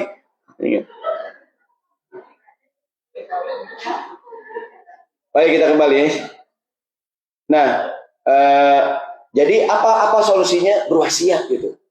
Wasiat, sering pesan anakku, jangan sampai kamu nih bapak ibu nggak ada, kamu nggak semayang, sholat 5 waktu. Kan mohon maaf ya, kan orang kadang merasa usianya udah banyak gitu kan. Dia takut anaknya pada ribut. Kan ada nih bibit-bibit gitu kan, wah ini anak agak akur ya, ini ada abang, ya enggak. Omongin dari sekarang, ya enggak, kamu tuh jangan ribut mulu, ya enggak, biar akur gitu tuh. Fitnah yang lain adalah fitnah yang sering muncul setelah seorang meninggal dunia, ini dia nih, masalah warisan. Bagaimana langkah antisipasinya? Langkah antisipasinya adalah menjelaskan pada keluarga tentang aturan warisan dalam Islam. Di antara aturannya, jangan lupakan kerabat, anak yatim, dan fakir miskin, meskipun mereka bukan ahli waris. Ini lihat ayat ini, An-Nisa 8. Tadi nih, bapak meninggal, punya anak, laki perempuan sama istri. Bapak ini punya saudara, dapat nggak saudaranya? Nggak dapat, karena almarhum punya anak, ya kan? Berarti paman dari anak-anak dia yang nggak dapat. Tapi Quran bilang begini, kata Quran, wa idza hadaral qismata ulul qurba wal yatama wal masakin farzuquhum minhu wa qulu lahum qaulan ma'rufan. Kalau bapak saya meninggal dunia nih, dengan ahli warisnya saya, anak-anaknya dan ibu saya. Kata Quran, saat pembagian warisan ikut hadir, ikut dengar. Kan orang kalau bagi warisan, orang tahu aja ya, pas bagi warisan nih, itu encing mampir, wak mampir, om datang, tahu aja gitu. Tumen wak main nggak nyium bau duit nih gitu tuh. Kalau duit wangi, duitnya nggak tuh. Jadi pas bagi yang jarang datang, pada datang. Dengar membagi warisan, tahu aja cing. Iya gue dengar di Facebook yang katanya kan. Kata Quran, saat bagi-bagi warisan ikut hadir yang bukan ahli waris. Siapa tuh? Pertama ulul qurba, kerabat. Om kita bukan ahli waris, tapi dia datang. Ya enggak, tante, bibi, encang-encing segala macam itu pada datang semuanya tuh. Ya kan? Yang kedua, wal yatam, anak yatim pada dengar proposal masuknya nih. Tahu ini mau warisan nih enggak?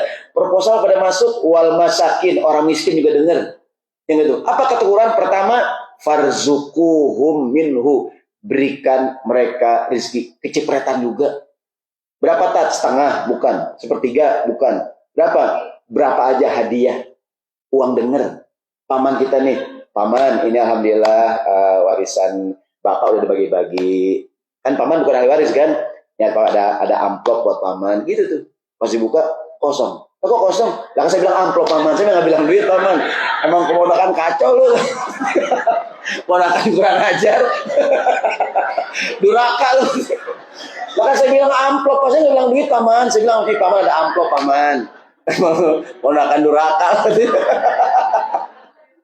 Agak sekolah lu kata pamannya. Ini tante ada amplop buat tante ya gitu. Anak yatim bagi sama amplop dibuka kosong. Jadi kata Quran, mereka bukan ahli waris ya. Kan yang sering bahkan bukan cuma dibagi dan sampaikan bicara dengan kalimat yang baik. Pertama kasih, yang kedua ajak ngomong. Ini kadang-kadang, Pak Haji, ponakan bagi warisan, dapat dong. Gua boro-boro dapat, diajak ngomong juga kagak tuh. Betul nggak? Dua ya. Boro-boro gua dapat, diajak ngomong juga. Tuh dia tuh. Maka Quran nyuruh dua nih. Bagi dan ajak ngomong gitu tuh. Farzuquhum, bagi, dan waqulu lahum qaulan, ajak ngomong yang baik gitu. Paman kan ayah udah almarhum paman. Dulu kan dengan paman bisnis kan ini udah bagi-bagi, ini buat pamannya ada dikit paman. Pas dibuka, dikit amat, masih bilang dikit pamannya dikit ya enggak. Koin, duit koin dapat. Ya nggak tuh? Bagaimana perhatikan bagaimana agama mengajarkan adab. Ini kan adab nih.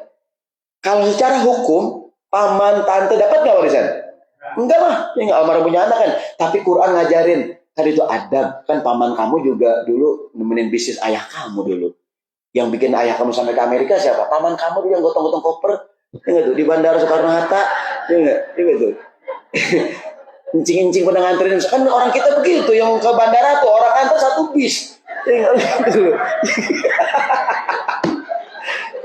Ya nggak? Pikirin tuh paman kamu begitu tuh Quran tuh ya. Jangan sampai bapaknya meninggal, warisan dibagi, paman pada ribut. Ya ponakan nggak tahu ini bang, nggak tahu adab dah. Ajak ngomong kayak gue ya nggak. Gue sih nggak dapat nggak apa-apa dah. Ajak ngomong yang penting. Dari garis ini, ya nggak. Bagi juga kata Quran dua, bagi dan ajak ngomong gitu. Kemudian jelaskan juga mengenai warisan. Kan kadang ribut tuh. Ya, kita warisan dan ada bicara begini. Ketika orang tua masih hidup, dia punya banyak warisan. Orang tua masih hidup, harta udah dibagi-bagiin sebagai hadiah, hibah. Hibah nih. Ini kalau hibah harus sama. Anaknya empatnya dapat semua nih. Laki pun boleh sama. Masing-masing dapat tanah 100 meter, 100. Begitu bapak meninggal, yang jadi warisan tinggal rumahnya aja nih. Sementara yang lain udah dibagiin. Kalau hibah, kasih surat sekalian. Jangan jadi milik kamu kalau ayah nggak ada. Itu wasiat. Ahli waris nggak dapat wasiat. Nggak boleh. Kan begitu. Ini jadi punya kamu kalau ayah nggak ada. Nggak boleh. Karena ahli waris nggak dapat wasiat. Wasiat buat orang selain ahli waris. Kalau mau, ini buat kamu, ini kamu, ini kamu, ini suratnya. Ini buat Pak Ustadz. Ini enggak gitu. Ini buat kamu. Ya enggak? Gitu tuh. Suratnya Ustadz, kalau dikasih sertifikat, dijual Ustadz, urusan dia. Udah lepas aja, udah terserah dia. Dia mau jual kayak apa kayak terserah gitu. Supaya begitu orang tua nggak ada, warisannya tinggal rumah gitu tuh. Kan kadang-kadang nih warisannya banyak ribut, ada nggak tuh? Dan yang paling penting lagi, saya lupa ya, saya nggak jelas masalah harta bukan harta. Kapan-kapan ya, kalau kita ngaji lagi nih ya.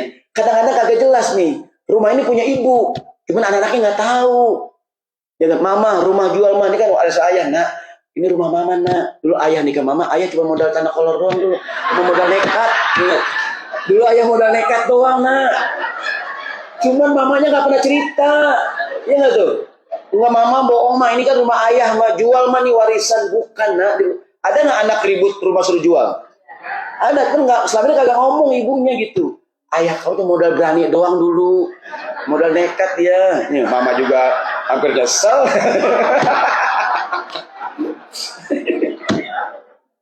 Cuman kagak ngomong. Atau anaknya nggak masalah, keluarga suami ribut, ada nggak nih?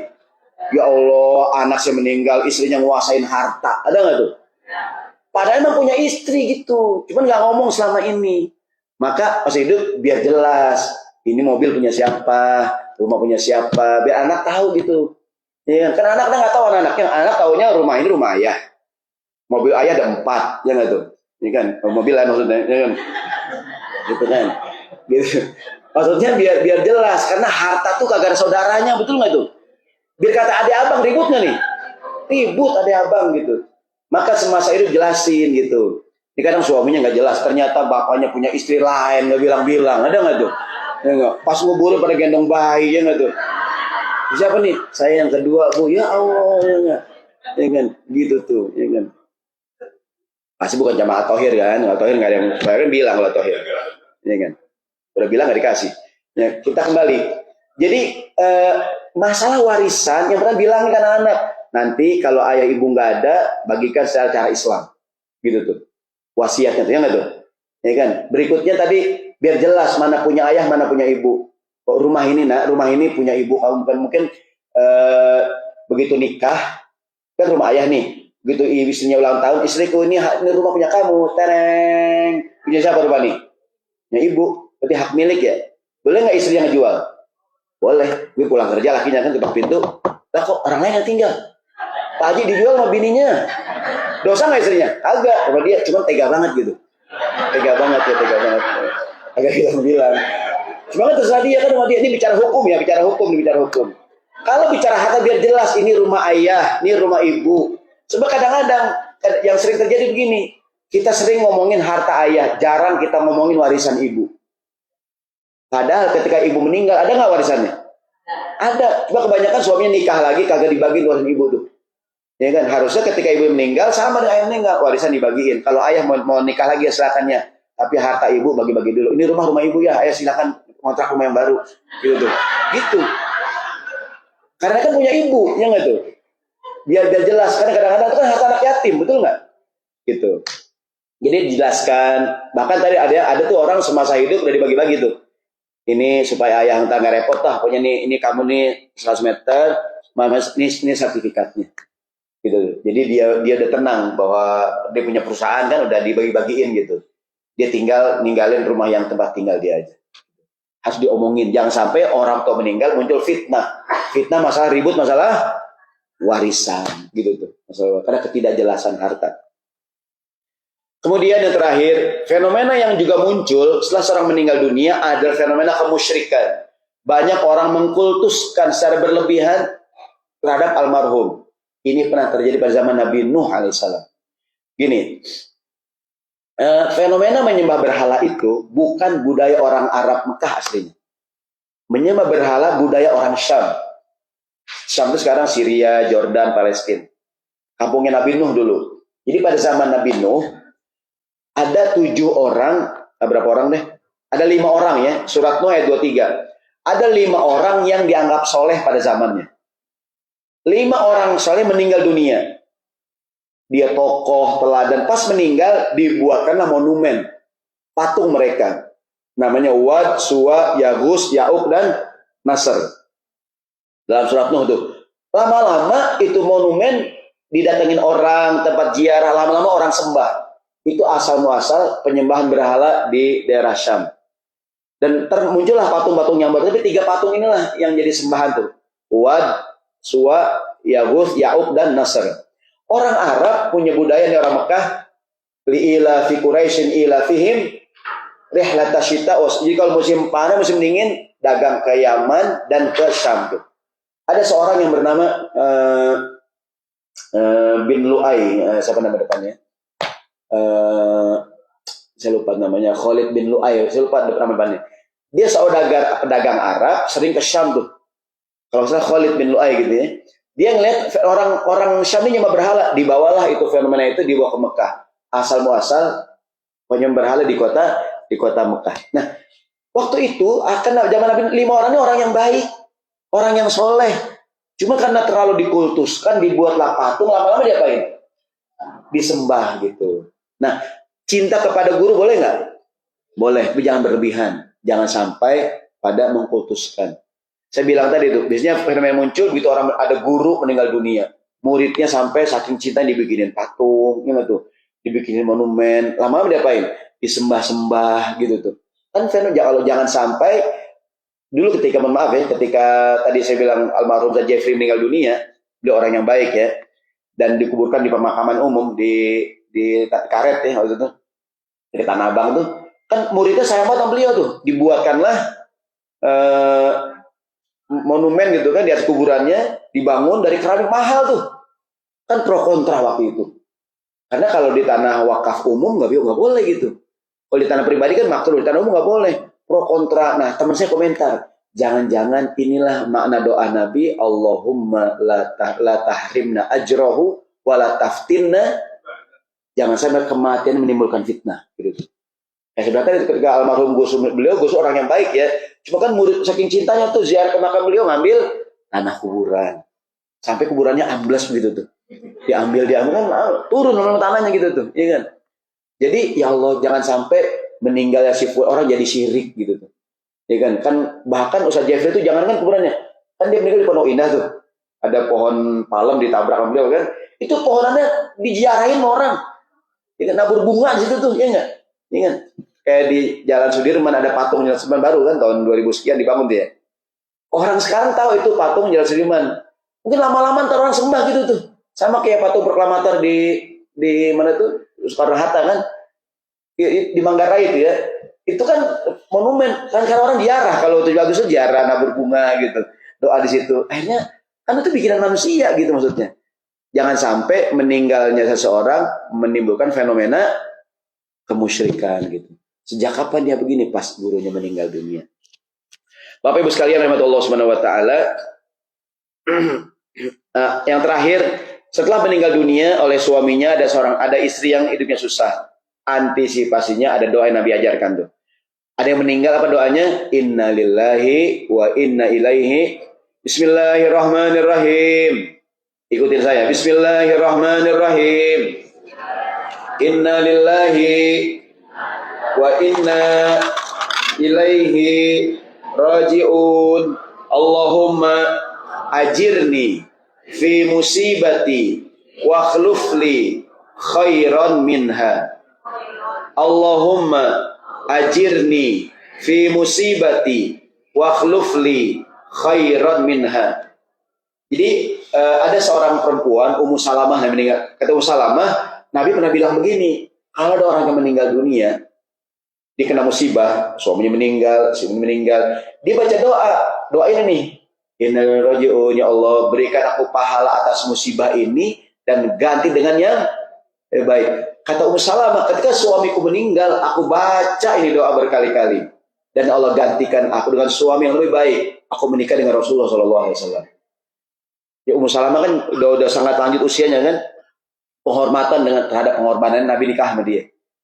Jadi kata Nabi, yang meninggal dunia, yang kena musibah baca doa ini, pertama Allah berikan pahala atas musibahnya. Yang kedua diganti dengan yang baik gitu. Contoh nih, ada yang meninggal dunia, kita takziah ya. Mungkin suami meninggal, Bu. Semoga ibu sabar atas musibah ini dan mudah-mudahan Allah ganti dengan yang nggak ada Pak Ustadz yang lebih dari saudara saya. Nggak ada Pak Ustadz. Ada Bu, ada. ada insya Allah. Gitu ya enggak.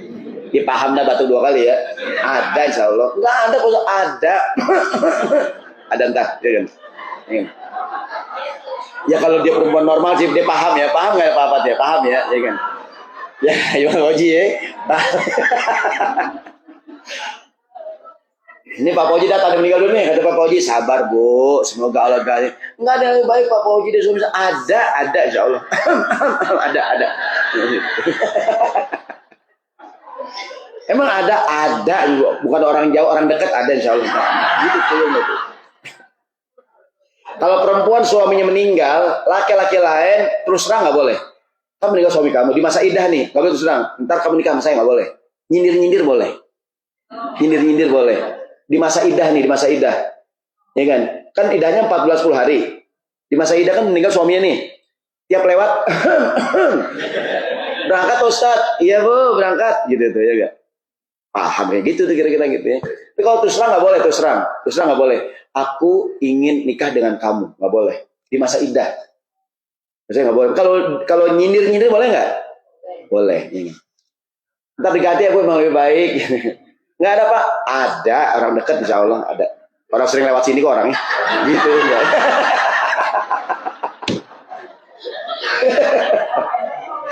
Pak RT bisa aja dah. Gitu tuh. Jadi 2 diberikan pahala dan ganti yang baca nih doa gitu. Kata Ummu Salamah, ketika suamiku meninggal Allah ganti dengan yang lebih baik gitu tuh. Ya kan? Kan nggak boleh kita ngomong yang jelek ya, ngomong yang baik. Ya Allah, semoga Engkau berikan aku sabar ya Allah, semoga aku mendapat pahala atas musibah ini dan ganti dengan yang lebih baik. Wallahu a'lam.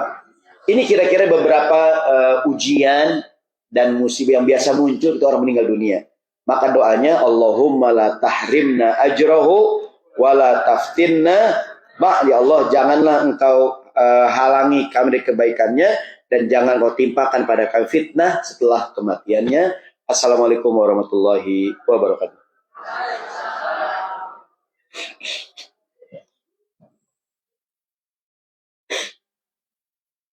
Terima kasih Pak Ustadz dan selamat menikmati sirop.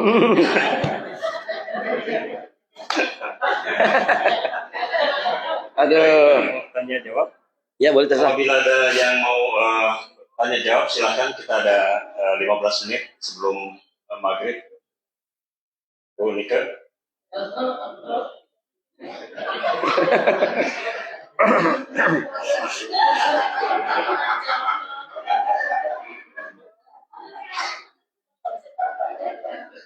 Assalamualaikum Pak Ustaz. Waalaikumsalam warahmatullahi wabarakatuh. Saya bertanya, kalau seandainya orang tua sudah meninggal, tapi orang tua waktu meninggal tidak meninggalkan, maksudnya tidak meninggal wasiat, bahwasanya ini rumah apa-apa untuk siapa. Nah, seandainya ini anak dua, satu perempuan satu laki, ya. Terus sebetulnya orang tua sudah memberikan rumah tuh, ini satu untuk yang perempuan, satu yang laki, yang perempuan nomor satu, yang laki nomor dua. Nah, pada waktu meninggal, ini almarhum ayah tidak meninggalkan apa-apa, tidak meninggal. Terus kemudian tahun depannya meninggal. Nah, sesudah ayah dan ibu meninggal, rumah-rumah yang 4 rumah ini yang seharusnya untuk misalnya satu untuk yang perempuan, 2 untuk yang laki, terus yang 3 yang keempat untuk saudara-saudara famili yang bukan anak kandung. Nah, pada waktu ayah dan ibu meninggal, tiba-tiba rumah yang 4 ini udah habis dijual sama adiknya. Nah, jadi yang perempuan kan nggak dapat apa-apa nih Pak. Nah, tinggal satu yang ditinggali oleh adik ini. Apakah saya sebagai kakak bisa menuntut? Maksudnya menuntut begini, dulu kan ayah nggak ada wasiat Mbak, jadi bagaimana? Saya boleh dong? Apakah itu, bagaimana Pak hukumnya Pak? Terima kasih. Baik, bismillahirrahmanirrahim ya. Alhamdulillah.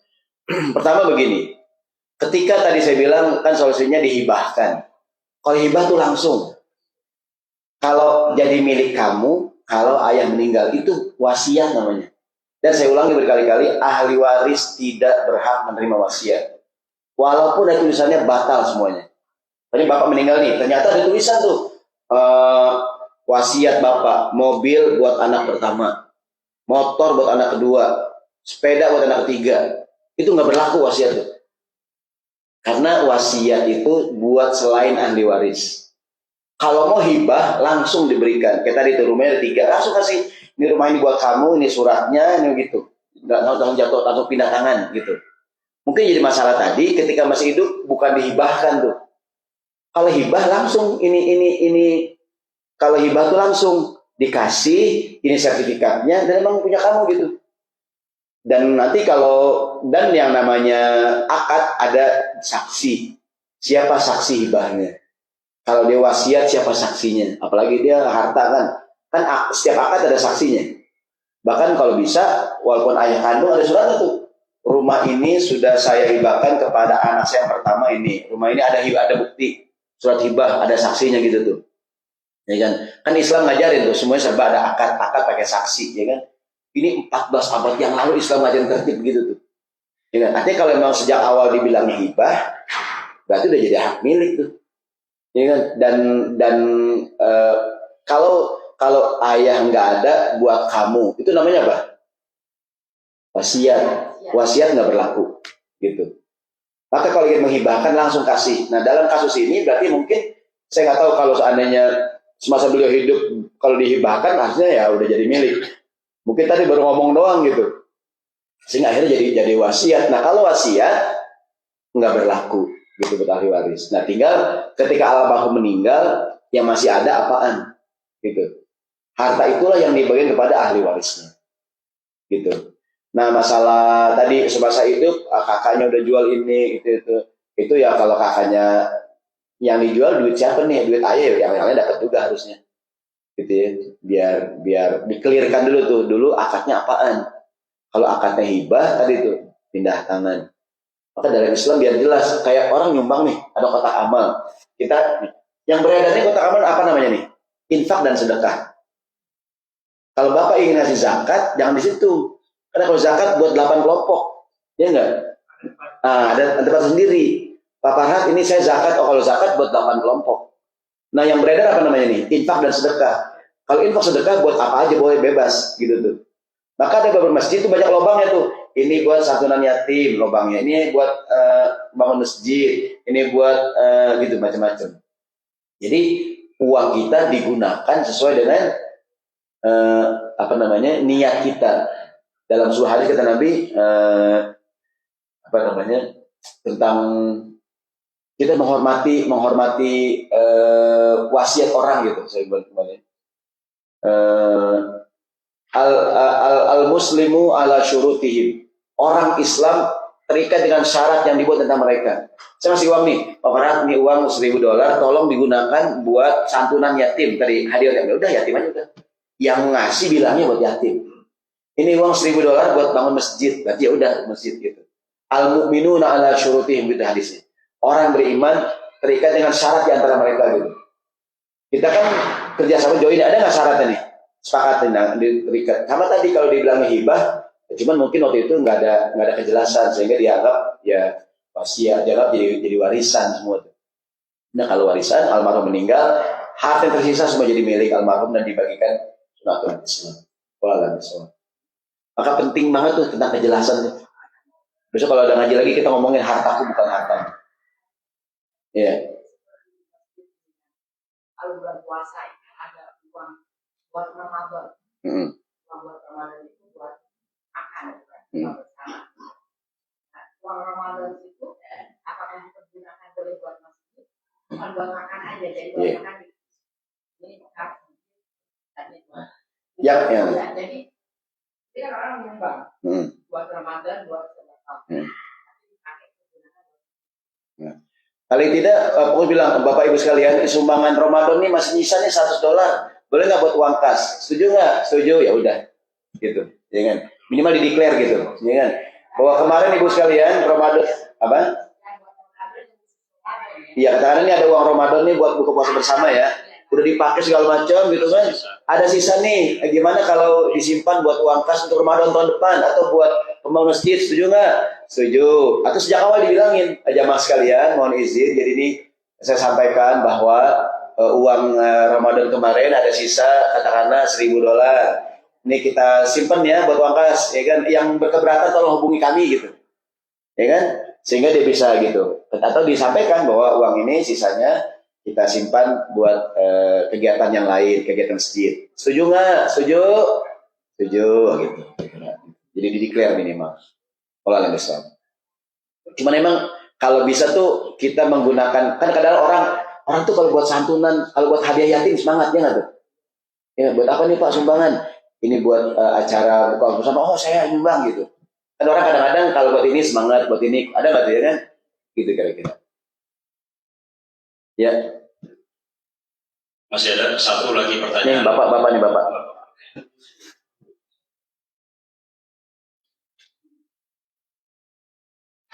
Assalamualaikum warahmatullahi wabarakatuh. Waalaikumsalam. Mungkin perbedaan Mas dalam Muslim dalam pemahaman seseorang Muslim itu yang mengenai Ustaz singgung mengenai Sayyidina Ja'far meninggal oleh menyumbang. Nabi katakan suruh bawain makanan kepada keluarganya. Tapi ada juga yang berpendapat bahwa dia mengeluarkan makanan dalam rumah itu sibuk memberikan makanan kepada yang datang takziah untuk sawabil amwat dengan alasan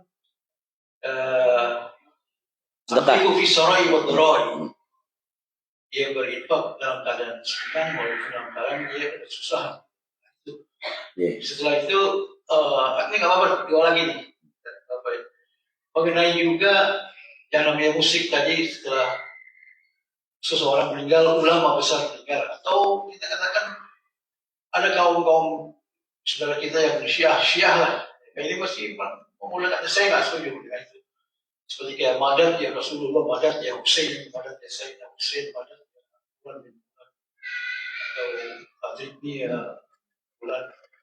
Kemudian banyakkan juga yang satu lagi ini mengenai yatim.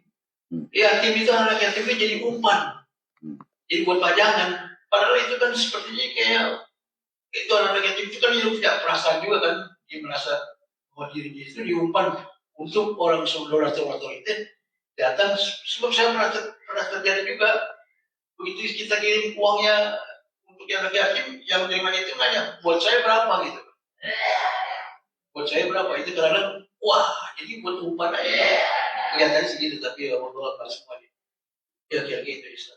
Baik, Bismillahirrahmanirrahim. Jazakallah khair. Yang pertama begini, ada seorang, ya Rasulullah, ibuku meninggal mendadak. Wa alim tu law takallamat tasaddaqat, dalam kitab Riyadhus Shalihin. Ya Rasulullah, orang tuaku meninggal mendadak, ibuku meninggal. Aku yakin kalau dia sempat ngomong, ibuku sedekah. Boleh nggak Nabi? Aku sedekah atas nama ibuku. Halaha min ajrin in tasaddaqtu anha. Apakah ibuku mendapatkan pahala kalau aku sedekah atas namanya? Kalau kata Nabi, na'am, ya. Ibu mendapatkan pahala kalau kau sedekah atas namanya. Maka tadi bisa jadi kita pengen nyumbang dia, cuman keluarga almarhum juga dia ngeluarin duit, dia pengen, ya Allah nih niatnya aku sedekahkan nih, orang pada datang, aku kasih makanan, aku minuman, niatnya semoga jadi sedekah buat atas nama almarhum. Aku memuliakan tamu nih, tamu ibu, tamu ayahnya, aku semoga itu pun boleh-boleh juga gitu. Intinya sih jangan saya merepotkan. Nanti kalau sahibul musibah, mungkin dia orang yang punya uang, ya, dia orang yang datang dijamu, dikasih makan segala macam, nggak ada masalah, ya kan? Mungkin yang tadi saya sampaikan itu ada orang yang dia secara ekonomi fakir, sederhana lah gitu. Jangan sampai udah kena musibah tambah kena.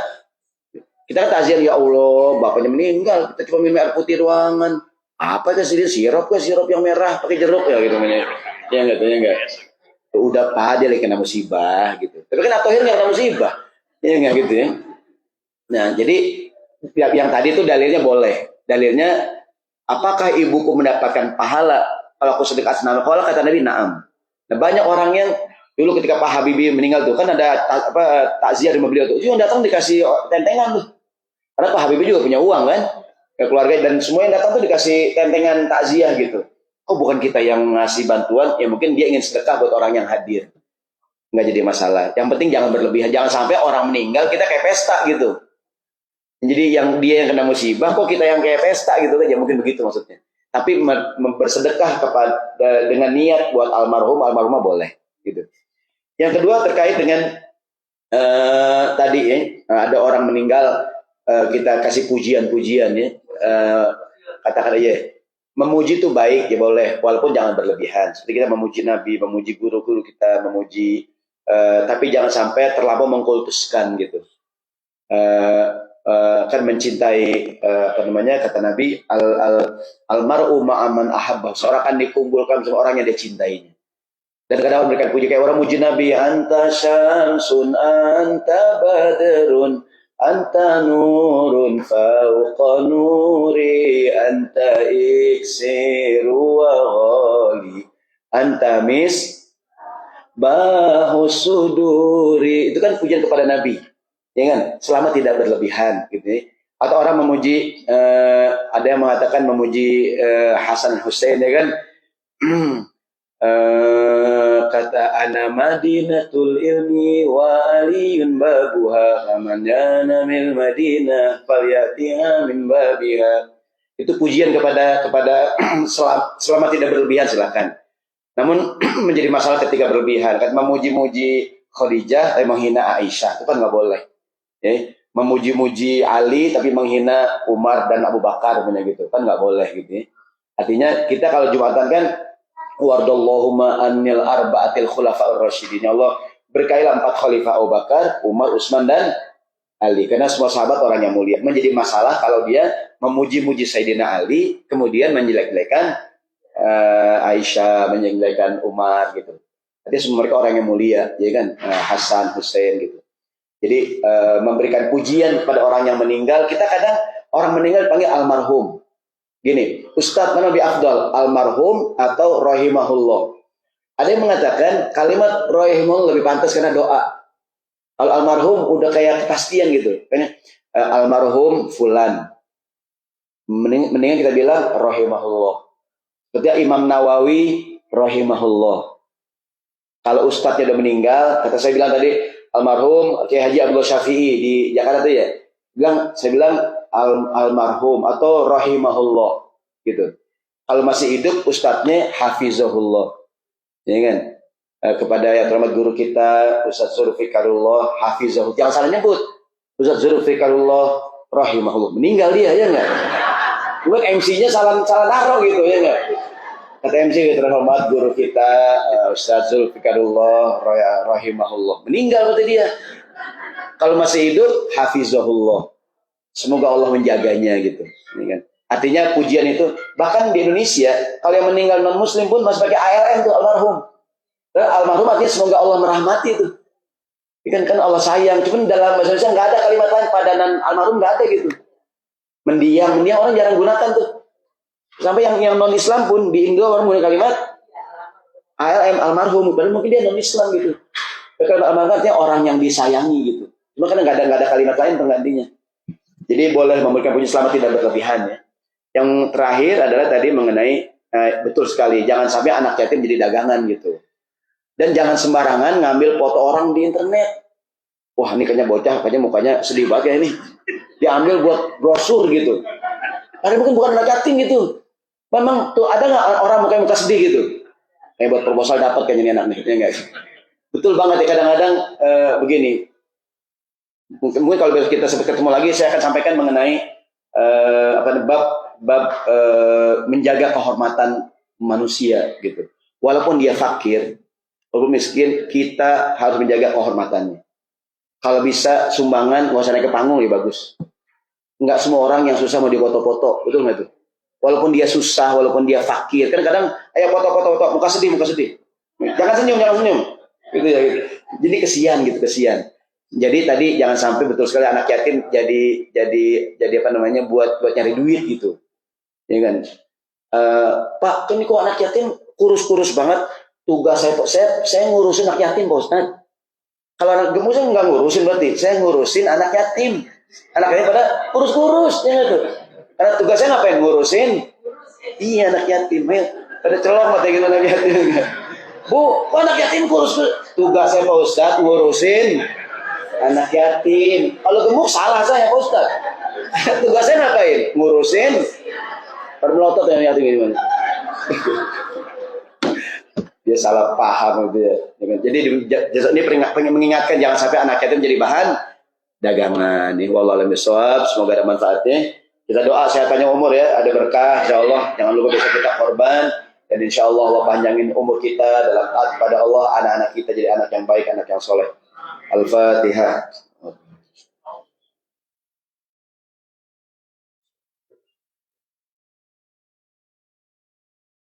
Astaghfirullahaladzim ya Rabbil Alamin. Allahumma salli ala Sayyidina Muhammad wa ala ali Sayyidina Muhammad. Allahumma anfa'na bima 'allamtana wa 'allimna ma yanfa'una. Rabbana zidna ilma warzuqna fahma. Rabbana ighfir lana dhunubana wa dhunuba walidina warhamhum kama rabbayana shighara. Rabbana zalamna anfusana wa illam taghfir lana wa tarhamna lanakhsir wa 'alaina innaka tawwabur rahim. Allahumma ighfir lahum warhamhum wa'afihim wa'fu anhum wa akrim nuzulahum wa wasi' madkhalahum. Allahumma in kanu muhsinina fazid fi ihsanihim wa in kanu musii'ina fatajawaz an sayyi'atihim. Allahumma la tahrimna ajrahum wa la taftinna ba'dahum wa la tudillana ba'dahum. Rabbana atina fid dunya hasanah wa fil akhirati hasanah wa qina adzabannar. Wa sallallahu alaihi Muhammadin wa ala alihi wasallam walhamdulillahi rabbil alamin. Mohon maaf. Assalamualaikum warahmatullahi wabarakatuh. Dan untuk terakhir saya ada satu lagi pengumuman dari Pak Ahmad.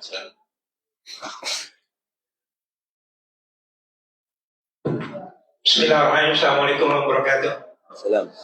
Alhamdulillah, terima kasih Ustaz yang telah memberikan tausiahnya. Dan di tengah kesibukan Ustaz Indonesia, Ustaz masih dapat hadir di Los Angeles. Amin ya Rabbal Alamin.